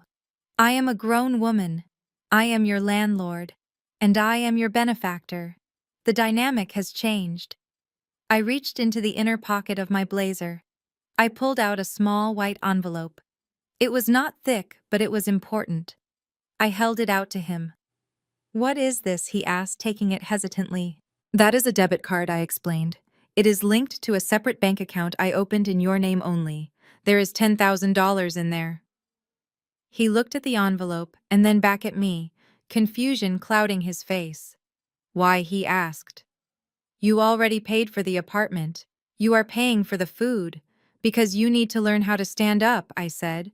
"That money is for you, Dad. Not for Viola. Not for the household. It is for you. If you need new shoes, you buy them. If you want to go to the barber, you go. You do not ask her for permission. You do not ask her for cash. You do not let her control your pockets anymore." I stepped closer to him, lowering my voice so only he could hear. "You are going to that apartment with her because you are loyal. But you are not going as her servant. You are 70 years old, but it is not too late to find your backbone. Do not let her spend this money. Do not let her give it to Terrence. If that balance hits zero because of them, I will not refill it. This is your seed money for dignity. Use it wisely." Otis gripped the envelope tight. He looked at it like it was a lifeline. He nodded slowly, understanding the assignment. "I understand, daughter," he whispered. "I will not waste it." He turned slowly. He looked across the room at Viola. She was still sitting on the floor, surrounded by the wreckage of her perfect Christmas. She looked up at him, her mascara running her face blotchy. She expected him to come to her. She expected him to help her up, to brush her off, to tell her it was all the bank fault. She reached a hand out to him, expecting the same obedience she had commanded for 40 years. "Otis," she whined, "help me up. My knees hurt." Otis stood there. He looked at her hand. He looked at her face. He did not move. He did not rush to her side. He looked at the woman he had shared a bed with for decades, the woman he had enabled, the woman he had feared. And for the first time in my life, I saw the look in his eyes change. The familiarity was gone. The fear was gone. He looked at her with a cold, detached curiosity, as if he was looking at a complete stranger. I stood over her, looking down at the woman who had dominated my existence for 27 years. Viola was still on the floor. Her legs were sprawled awkwardly, her expensive dress bunched up around her knees. She looked small.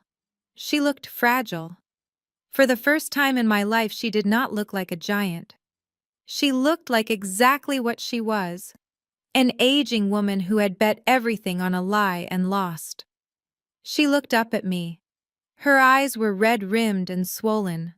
Her mascara had run down her cheeks in dark, jagged lines, making her look like a tragic clown. She sniffled, wiping her nose with the back of her hand, a gesture so unrefined she would have slapped me for doing it yesterday. "Why, Jasmine?" she whispered. Her voice was broken. It was a sound of pure confusion. "Why are you doing this to me? I am your mother. I gave birth to you. I suffered for you. How can you be so cruel? How can you hate the woman who gave you life?" She reached out a hand to grab the hem of my pants, but I stepped back just out of reach. I did not want her touch. I did not want her contamination. I looked at her with a clarity that felt like ice water in my veins. "You gave me biology, Mom," I said, my voice low and steady. "You gave me DNA. You gave me a roof over my head because the law required it. But you did not give me a mother." I walked a slow circle around her, forcing her to turn her head to follow me. "You did not love me," I continued. "You loved the idea of me. You loved having a daughter you could dress up like a doll for Christmas cards. You loved having a prop for your perfect family photos. But the moment I developed a personality that did not fit your script, you discarded me. You loved your status more than you loved your child. You loved the admiration of strangers at the country club more than you loved the girl crying in the next room." Viola shook her head, sobbing. "That is not true," she cried. I loved you. I wanted the best for you. No, I corrected her. You wanted the best for you. You wanted a daughter who married a doctor and lived next door so you could brag to your friends. You did not want a daughter who built a tech company.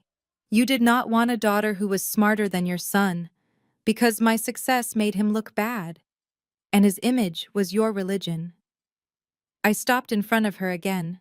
I leaned down close enough to smell the stale perfume and the fear. You always told me that business was about making hard choices, I said. You told me that everything in this world has a value. Well, Mom, this is my final business lesson to you. I paused, letting the silence stretch until it was painful. Everything has a price, I whispered. The price of your vanity is this house. The price of your neglect is my indifference. And the price of your betrayal is your lifestyle. You sold my childhood to buy Terrence a safety net. You spent my happiness to purchase his comfort. And now the bill is due. You are a bankrupt mom, emotionally and financially. I stood up straight, adjusting my blazer. I looked at the room one last time.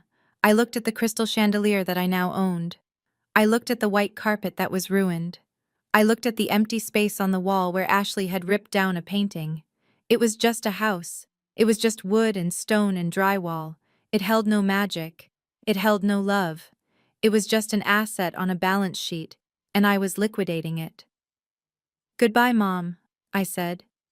I did not wait for her answer. I did not wait for another lie. I turned my back on her. I walked past Otis, who was clutching his envelope of freedom. I walked past Terrence, who was staring at his feet. I walked across the foyer where I had stood so many times waiting for approval that never came. My heels clicked on the marble tiles, a rhythm of finality. Click-clack, click-clack. I reached the heavy front door. The brass handle was cold under my hand. I turned it. The latch clicked open. A gust of wind blew in, carrying the scent of rain and wet earth. It smelled like a storm, but to me it smelled like oxygen. I stepped over the threshold. I stepped out of the tomb and into the night. The heavy oak door clicked shut behind me, sealing the tomb of my childhood with a final decisive thud. I stood on the porch for a moment, letting the sound resonate in the night air. It was done. The screaming was over. The crying was over. The years of feeling small and insignificant were trapped behind that wood and glass barrier. I turned around and faced the driveway. The rain was coming down harder now, a freezing sheet of water that blurred the lights of the street lamps, but I did not feel cold. The wind whipped my hair across my face and it felt like a baptism. It felt like the air was scrubbing the scent of desperation and stale perfume off my skin. It was sharp and clean, and it smelled like absolute freedom. I started walking down the steps. My heels clicked on the wet stone. To my left sat the dented silver Toyota Corolla I had rented at the airport. It looked sad sitting there in the rain, a prop I no longer needed. I reached into my pocket to grab the keys, but then I saw the lights.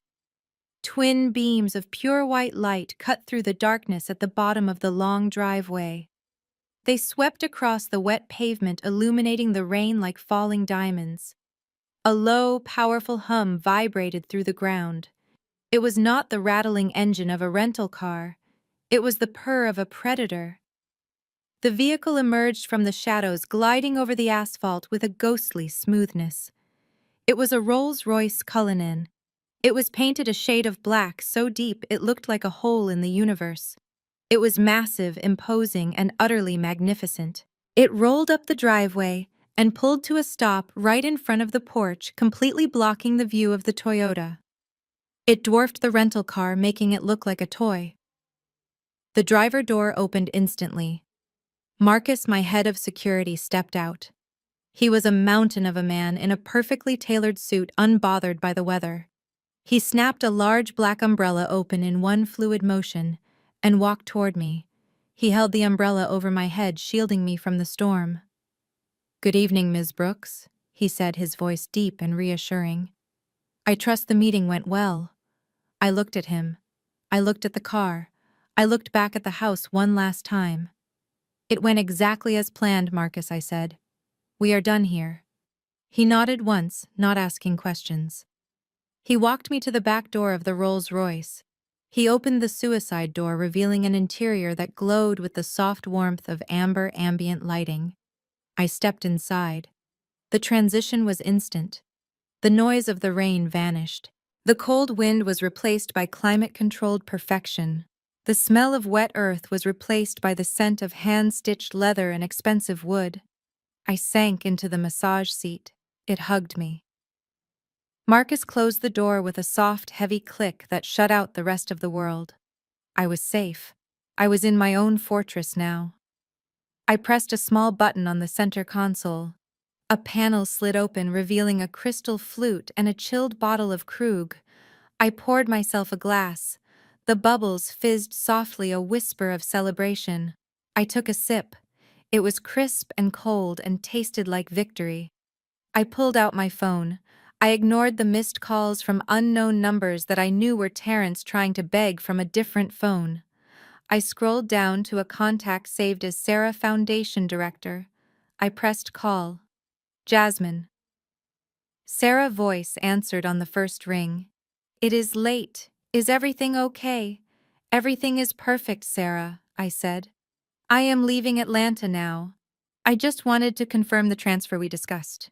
The grant for the Youth Financial Literacy Program, she asked. Yes, I said. But I want to make a change. I want to double the amount. And I want to add a stipulation. I want to open a dedicated housing wing for young women who have been kicked out of their homes. I want fully furnished apartments. I want credit repair services. I want job training. I want to make sure no girl has to sleep in her car because her family failed her. There was a silence on the other line, and then I heard Sarah sniffle. Jasmine, that is.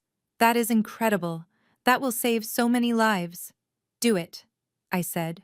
Start tomorrow. I hung up the phone. I leaned back against the headrest, watching the rain streak against the window. The car began to move, gliding down the driveway, past the manicured lawn, past the gates that used to intimidate me. I looked out the window. The glass was dark-tinted for privacy, but for a moment as we passed under a street lamp, I caught my own reflection. I did not see the scared little girl who used to hide in the kitchen. I did not see the sister who was bullied for being poor. I saw a woman who was calm. I saw a woman who was powerful. I saw a woman who had walked through the fire and come out made of gold. The car turned onto the main road, accelerating smoothly into the night, leaving the house and the past in the rearview mirror where they belonged. 6 months is a long time. In the world of finance, it is 2 fiscal quarters. In the world of real estate, it is enough time for a foreclosure to be finalized and a mansion to be sold to a developer who tore it down for parts. But in the real world, the world I live in now, 6 months is enough time to heal. I drove past the apartment complex in East Point yesterday. I did not stop. I just watched from the tinted window of my car. I saw my father Otis walking to the bus stop. He was wearing a new coat, one he bought with his own money from the allowance I send him. He walked with his head up. He looked lighter. He looked like a man who had finally put down a heavy weight he had been carrying for 30 years. I saw Viola too. She was sitting on the small balcony of Unit 2B hanging laundry on a drying rack. She was not wearing designer silk. She was wearing a simple cotton dress. She looked older, stripped of her expensive armor, but she also looked real. She was living the life she could afford, and in a strange way, it suited her better than the lies ever did. She had no audience there, no one to impress, just the quiet reality of her consequences. Across town, the rain was hammering against the windshield of a beat-up delivery scooter. My brother Terrence was working his Saturday shift. I get the notifications on my phone every week, the automated deposit from the payroll company. Terrence works for a food delivery app now. He spends 12 hours a day dodging traffic, running upstairs, carrying greasy bags of fast food to people who have more money than him. Every Friday his paycheck is processed. And every Friday 50% of it disappears, instantly routed directly into my account to pay off his debt. He is tired. He is humbled. He is finally learning the value of a dollar because he has to sweat for every single cent. He is not a mogul. He is not a crypto genius. He is a man working off a sentence he wrote for himself. But I was not in East Point, and I was not watching Terrence. I was standing on a stage in the heart of downtown Atlanta. The sun was shining through the massive glass atrium of the new building. A crowd of 300 people stood before me. There were news cameras flashing. There were city officials clapping. But mostly there were kids. I looked at the front row. There were 50 teenagers sitting there wearing matching t-shirts that read the Brooks Tech Initiative. They were black and brown kids from neighborhoods just like the one I grew up in. They were kids who had been told they were not smart enough. Kids who had been told to lower their expectations. Kids who had to study by the light of a street lamp because the power was cut off at home. I stepped up to the microphone. The giant red ribbon fluttered in the breeze behind me. I held the oversized ceremonial scissors in my hands. They felt heavy but good. When I was your age, I told the crowd, my voice echoing through the hall. I was told that I did not belong at the table. I was told that my dreams were too big for my bank account. I was told to sit in the kitchen while others ate. I looked at a young girl in the front row. She was about 16 with braids and glasses. She was holding a tablet like it was a treasure map. She looked exactly like I did 10 years ago, scared but hungry. But today I continued smiling at her. I am building a new table. This center is not just a building. Oh, it is a promise. It is a promise that your brilliance will not be ignored. It is a promise that poverty will not be a prison for your mind. Here you will learn to code. You will learn to build. You will learn that you are the architects of the future. The crowd erupted in cheers. I turned and invited the girl with the braids to join me on stage. Her hands were shaking as she took the scissors. I placed my hands over hers, guiding her. Together we clamped down. The sharp blades sliced through the red satin. The ribbon fell. The doors opened. The Jasmine Brooks Center for Innovation was officially open. As the kids rushed in, eager to touch the new computers and start their new lives, I stepped back. I walked to the edge of the stage away from the cameras. I looked out through the glass wall at the city skyline. Somewhere out there, my family was living the small, contained lives they had earned. They were safe, but they were no longer my center of gravity. I took a deep breath. The air smelled of rain and possibilities. I did not feel the old ache in my chest. I did not feel the need to call my mother and ask if she was proud of me. I did not need to show Terrence my bank balance to feel worthy. I did not need their permission to exist anymore. I looked at the reflection in the glass. I saw a woman who was whole. I saw a woman who was free. I smiled a genuine smile that reached my eyes. I turned away from the window and walked into the room full of future billionaires ready to get to work. The morning light in East Point did not filter through custom silk draperies. It sliced through the cracked plastic blinds of Unit 2B, casting harsh striped shadows across the laminate floor that was peeling at the corners. Viola sat at the small, wobbly kitchen table staring at a chipped mug of instant coffee. She was wearing her silk dressing gown, the one with the ostrich feathers on the cuffs, but here in this cramped kitchenette with the hum of the refrigerator and the smell of the neighbors frying bacon through the vent, she looked like a costume from a play that had closed months ago.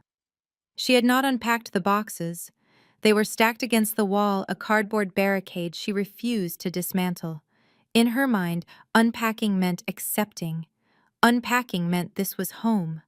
So she lived out of a suitcase, digging through layers of cashmere to find a clean pair of socks, refusing to put her crystal figurines on the cheap particle board shelves. She jumped when a siren wailed past the window, followed by the heavy bass of a car stereo rattling the window pane. She pressed her fingers to her temples, trying to massage away the migraine that had started the day she signed the lease. Otis walked into the room. He did not look miserable. That was the thing that infuriated Viola the most. Her husband, the man she had dragged through high society by his collar, looked content. He was wearing a simple pair of work pants and a flannel shirt he had bought at the thrift store down the street. He was humming. He poured himself a cup of the cheap coffee and leaned against the counter, looking out the window at the parking lot. I am going down to the park, Otis announced. The guys are playing dominoes today. Mr. Henderson said he would teach me how to play spades. Viola looked at him with disdain. Dominoes, she scoffed. With those people. Otis, you are a Brooks. We do not play dominoes in the park with retirees who drink beer in the middle of the day. We play bridge. We play golf. You should be networking. You should be finding a way to get us out of here. Otis turned to look at her. His eyes were clear. For the first time in decades, he was not medicating his stress with expensive scotch. He was sober and he was calm. I am a Brooks who lives in apartment 2B, Viola, he said simply. And those people are our neighbors. They are good people. They helped me carry the groceries up the stairs yesterday while you were inside crying over a broken fingernail. He reached into his pocket and pulled out the white envelope Jasmine sent every month. He took out a $20 bill. I am going to buy some ribs, he said. We are going to grill out back with the neighbors tonight. You should come down. The fresh air would do you good. I will do no such thing, Viola snapped, drawing her robe tighter around her. I will not be seen socializing in a parking lot. What if someone sees me? What if the Wilsons drive by? The Wilsons are not driving by East Point, Viola, Otis said, his voice holding a new edge of authority. They never cared about you. They cared about your pool and your wine cellar. They have not called you once since the house was sold. Viola flinched. It was the truth, and it stung more than the cheap coffee. Her phone sat silent on the table, no invites to galas, no brunch dates. She had been erased from her old life as efficiently as a stain on a white carpet. Otis put on his coat. He looked at the woman he had feared for so long. He saw her vanity, he saw her refusal to adapt, and he finally saw that her prison was not this apartment. Her prison was her own mind. I left the grocery money on the counter, he said, pointing to a small stack of bills. Do not spend it on magazines or face creams, Viola. That has to last us until Tuesday, and do not think about sending it to Terrence. I checked the account. Jasmine was serious. If that balance drops because of him, she cuts us off. I will not be homeless because you cannot say no to your son. He opened the door. The sounds of the street rushed in, loud and chaotic. I will be back for dinner, he said. He closed the door, leaving her alone in the silence of the apartment. Viola looked at the money on the counter. She looked at the boxes she refused to unpack. She looked at the phone that never rang. She realized with a terrifying clarity that she was the only one still fighting a war that had ended 6 months ago. Otis had found peace in the poverty, but she was sitting in a one-bedroom apartment wearing silk feathers waiting for an audience that was never coming back. The rain-slicked alley behind the taco shop smelled like garbage and old fryer oil. Terrence struggled to unstrap the delivery box from his scooter, his fingers numb from the cold. He was 12 hours into his shift and his back screamed in protest. He just wanted to drop off this order and go sleep on his mattress on the floor. But when he turned around, he froze. 2 men were blocking the exit. They were not customers. They wore heavy coats and expressions of bored violence. Terrence recognized them instantly. They were collectors for the private lender he had used to try and win back the mortgage money when the crypto crashed. Please, Terrence stammered, backing up until he hit a dumpster. I am good for it. You know I am good for it. My sister is Jasmine Brooks. She is worth $500 million. I can get the money from her. I just need a few more days to work on her. The taller man laughed. It was a dry, cruel sound that echoed off the brick walls. We saw the news, Terrence. Your sister cut you off. You are nobody now. She is not paying your gambling debts. He stepped closer, grabbing Terrence by the collar of his bright orange delivery uniform. You owe us 50 grand plus the VIG. The man growled, his face inches from Terrence. The interest is ticking every hour. If you do not have a payment by Friday, we are going to break your legs. And if you run, we will find you. Consider this a courtesy call. He shoved Terrence hard. Terrence fell backward, landing in a puddle of dirty water. The delivery bag burst open, spilling tacos into the mud. He lay there shaking in the trash, sobbing, as the men walked away, realizing that his last name could no longer save him. I ran into Ashley on a Tuesday afternoon in the organic aisle of a grocery store in Buckhead. I was picking out a bottle of olive oil for a dinner party, and my security detail was waiting discreetly at the end of the row. I reached for a bottle and my hand almost brushed against another woman. I looked up to apologize and the words died in my throat. It was Ashley. But it was not the Ashley who used to mock my clothes at Christmas dinner. This Ashley looked exhausted. Her expensive highlights had grown out, leaving dark roots, and she was wearing a coat that had seen better days. She was not wearing her wedding ring. She froze when she saw me. Her eyes widened in panic. She gripped the handle of her cart so tight her knuckles turned white. I looked down at her cart. It was not full of champagne and steak. It was full of generic cereal and bulk pasta. She waited for me to say something cruel. She waited for me to laugh at her downfall. But I felt nothing. The hate was gone, leaving only a distant pity. "Hello, Ashley," I said softly. She blinked, tears welling in her eyes. She did not ask for money. She did not make an excuse. She just nodded her head in a quick, ashamed motion and hurried her cart down the aisle away from me. I watched her disappear behind a display of apples, realizing that for her the party was truly over.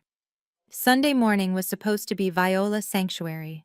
She had spent 2 hours steaming her last good suit and polishing her shoes until the scuffs from the East Point pavement were hidden. She walked into the First Baptist foyer with her head held high, smiling her practiced smile, ready to take her usual place in the front pew. But as she approached Mrs. Wilson and the deacon wives, the circle of women tightened. It was a subtle movement, a closing of ranks that physically shut her out. Viola faltered, but kept her smile fixed. "Good morning, ladies," she chimed in, her voice trembling slightly. "Isn't the choir magnificent today?"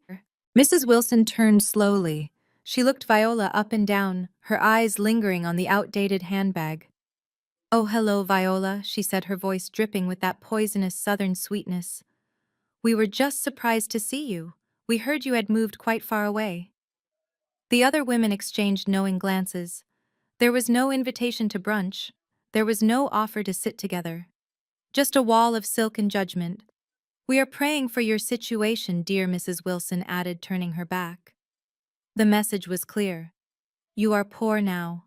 You are not one of us. Viola stood alone in the crowded hall, clutching her purse, realizing that God might forgive sins, but the ladies of Buckhead never forgave poverty. I met Julian on the roof of the new tech center while we were reviewing the solar panel installation. He was the lead architect on the project and the only man in Atlanta who had the nerve to tell me I was wrong about the structural glass. I liked him immediately. He did not look at me like a bank account to be drained. He looked at me like an equal to be respected.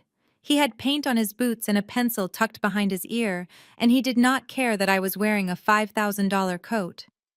We were standing by the railing looking out at the city lights when he handed me a paper cup of lukewarm coffee from the bodega down the street. It was not champagne. It was not fancy. But it was the most romantic gesture I had experienced in years, because he had remembered exactly how I take it black with 2 sugars. He asked me about my day, not my net worth. He asked me what I was reading, not what I was buying. When he reached out to tuck a strand of hair behind my ear, his hand was steady and warm. For the first time, I did not flinch. I did not wonder what he wanted from me, because I knew the only thing he wanted was to know me. I looked at him and realized with a start that this was what love was supposed to feel like. It was not a transaction. It was a partnership. I am sitting on the balcony of my penthouse looking out at the Atlanta skyline. The city lights are twinkling like a sea of diamonds below me. It is quiet up here. For a long time, I was afraid of the quiet. I thought silence meant loneliness. I thought if the phone was not ringing, if there was not a crisis to solve or a check to write, then I did not matter. But I was wrong. This silence is not empty. It is full. It is full of peace. It is full of the absence of drama. It is the sound of a life that finally belongs to me. I know what they say about me back in East Point. I know Viola tells anyone who will listen that I am a cold-hearted witch who abandoned her family. I know Terrence curses my name every time he has to climb a flight of stairs with a delivery bag. And I am okay with that.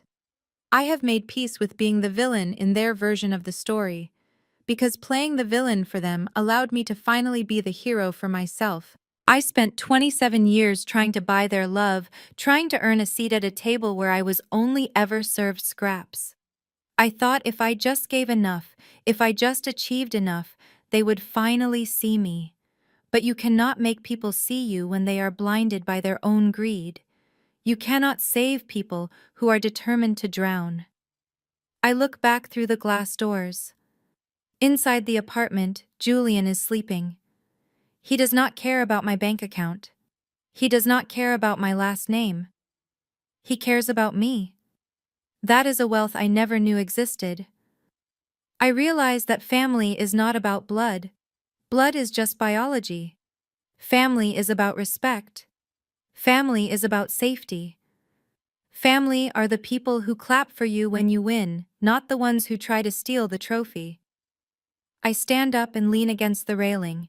The wind is cool on my face. The storm is over. The house is gone. The debt is settled. I am not the daughter of Otis and Viola anymore. I am not the sister of Terrence. I am just Jasmine. And for the first time in my life, that is enough. The past is a lesson, but the future is mine. And it looks beautiful. This story powerfully illustrates that shared DNA does not guarantee loyalty, love, or respect. For years, Jasmine sought validation from a family that offered only neglect, proving that you cannot save people who are determined to drown. The most profound lesson here is that true family is defined by behavior, not blood. Setting boundaries with toxic relatives is not an act of cruelty. It is an act of survival. You must stop seeking approval from those committed to misunderstanding you. Ultimately, being the villain in their distorted narrative is a necessary price to pay for becoming the hero of your own life.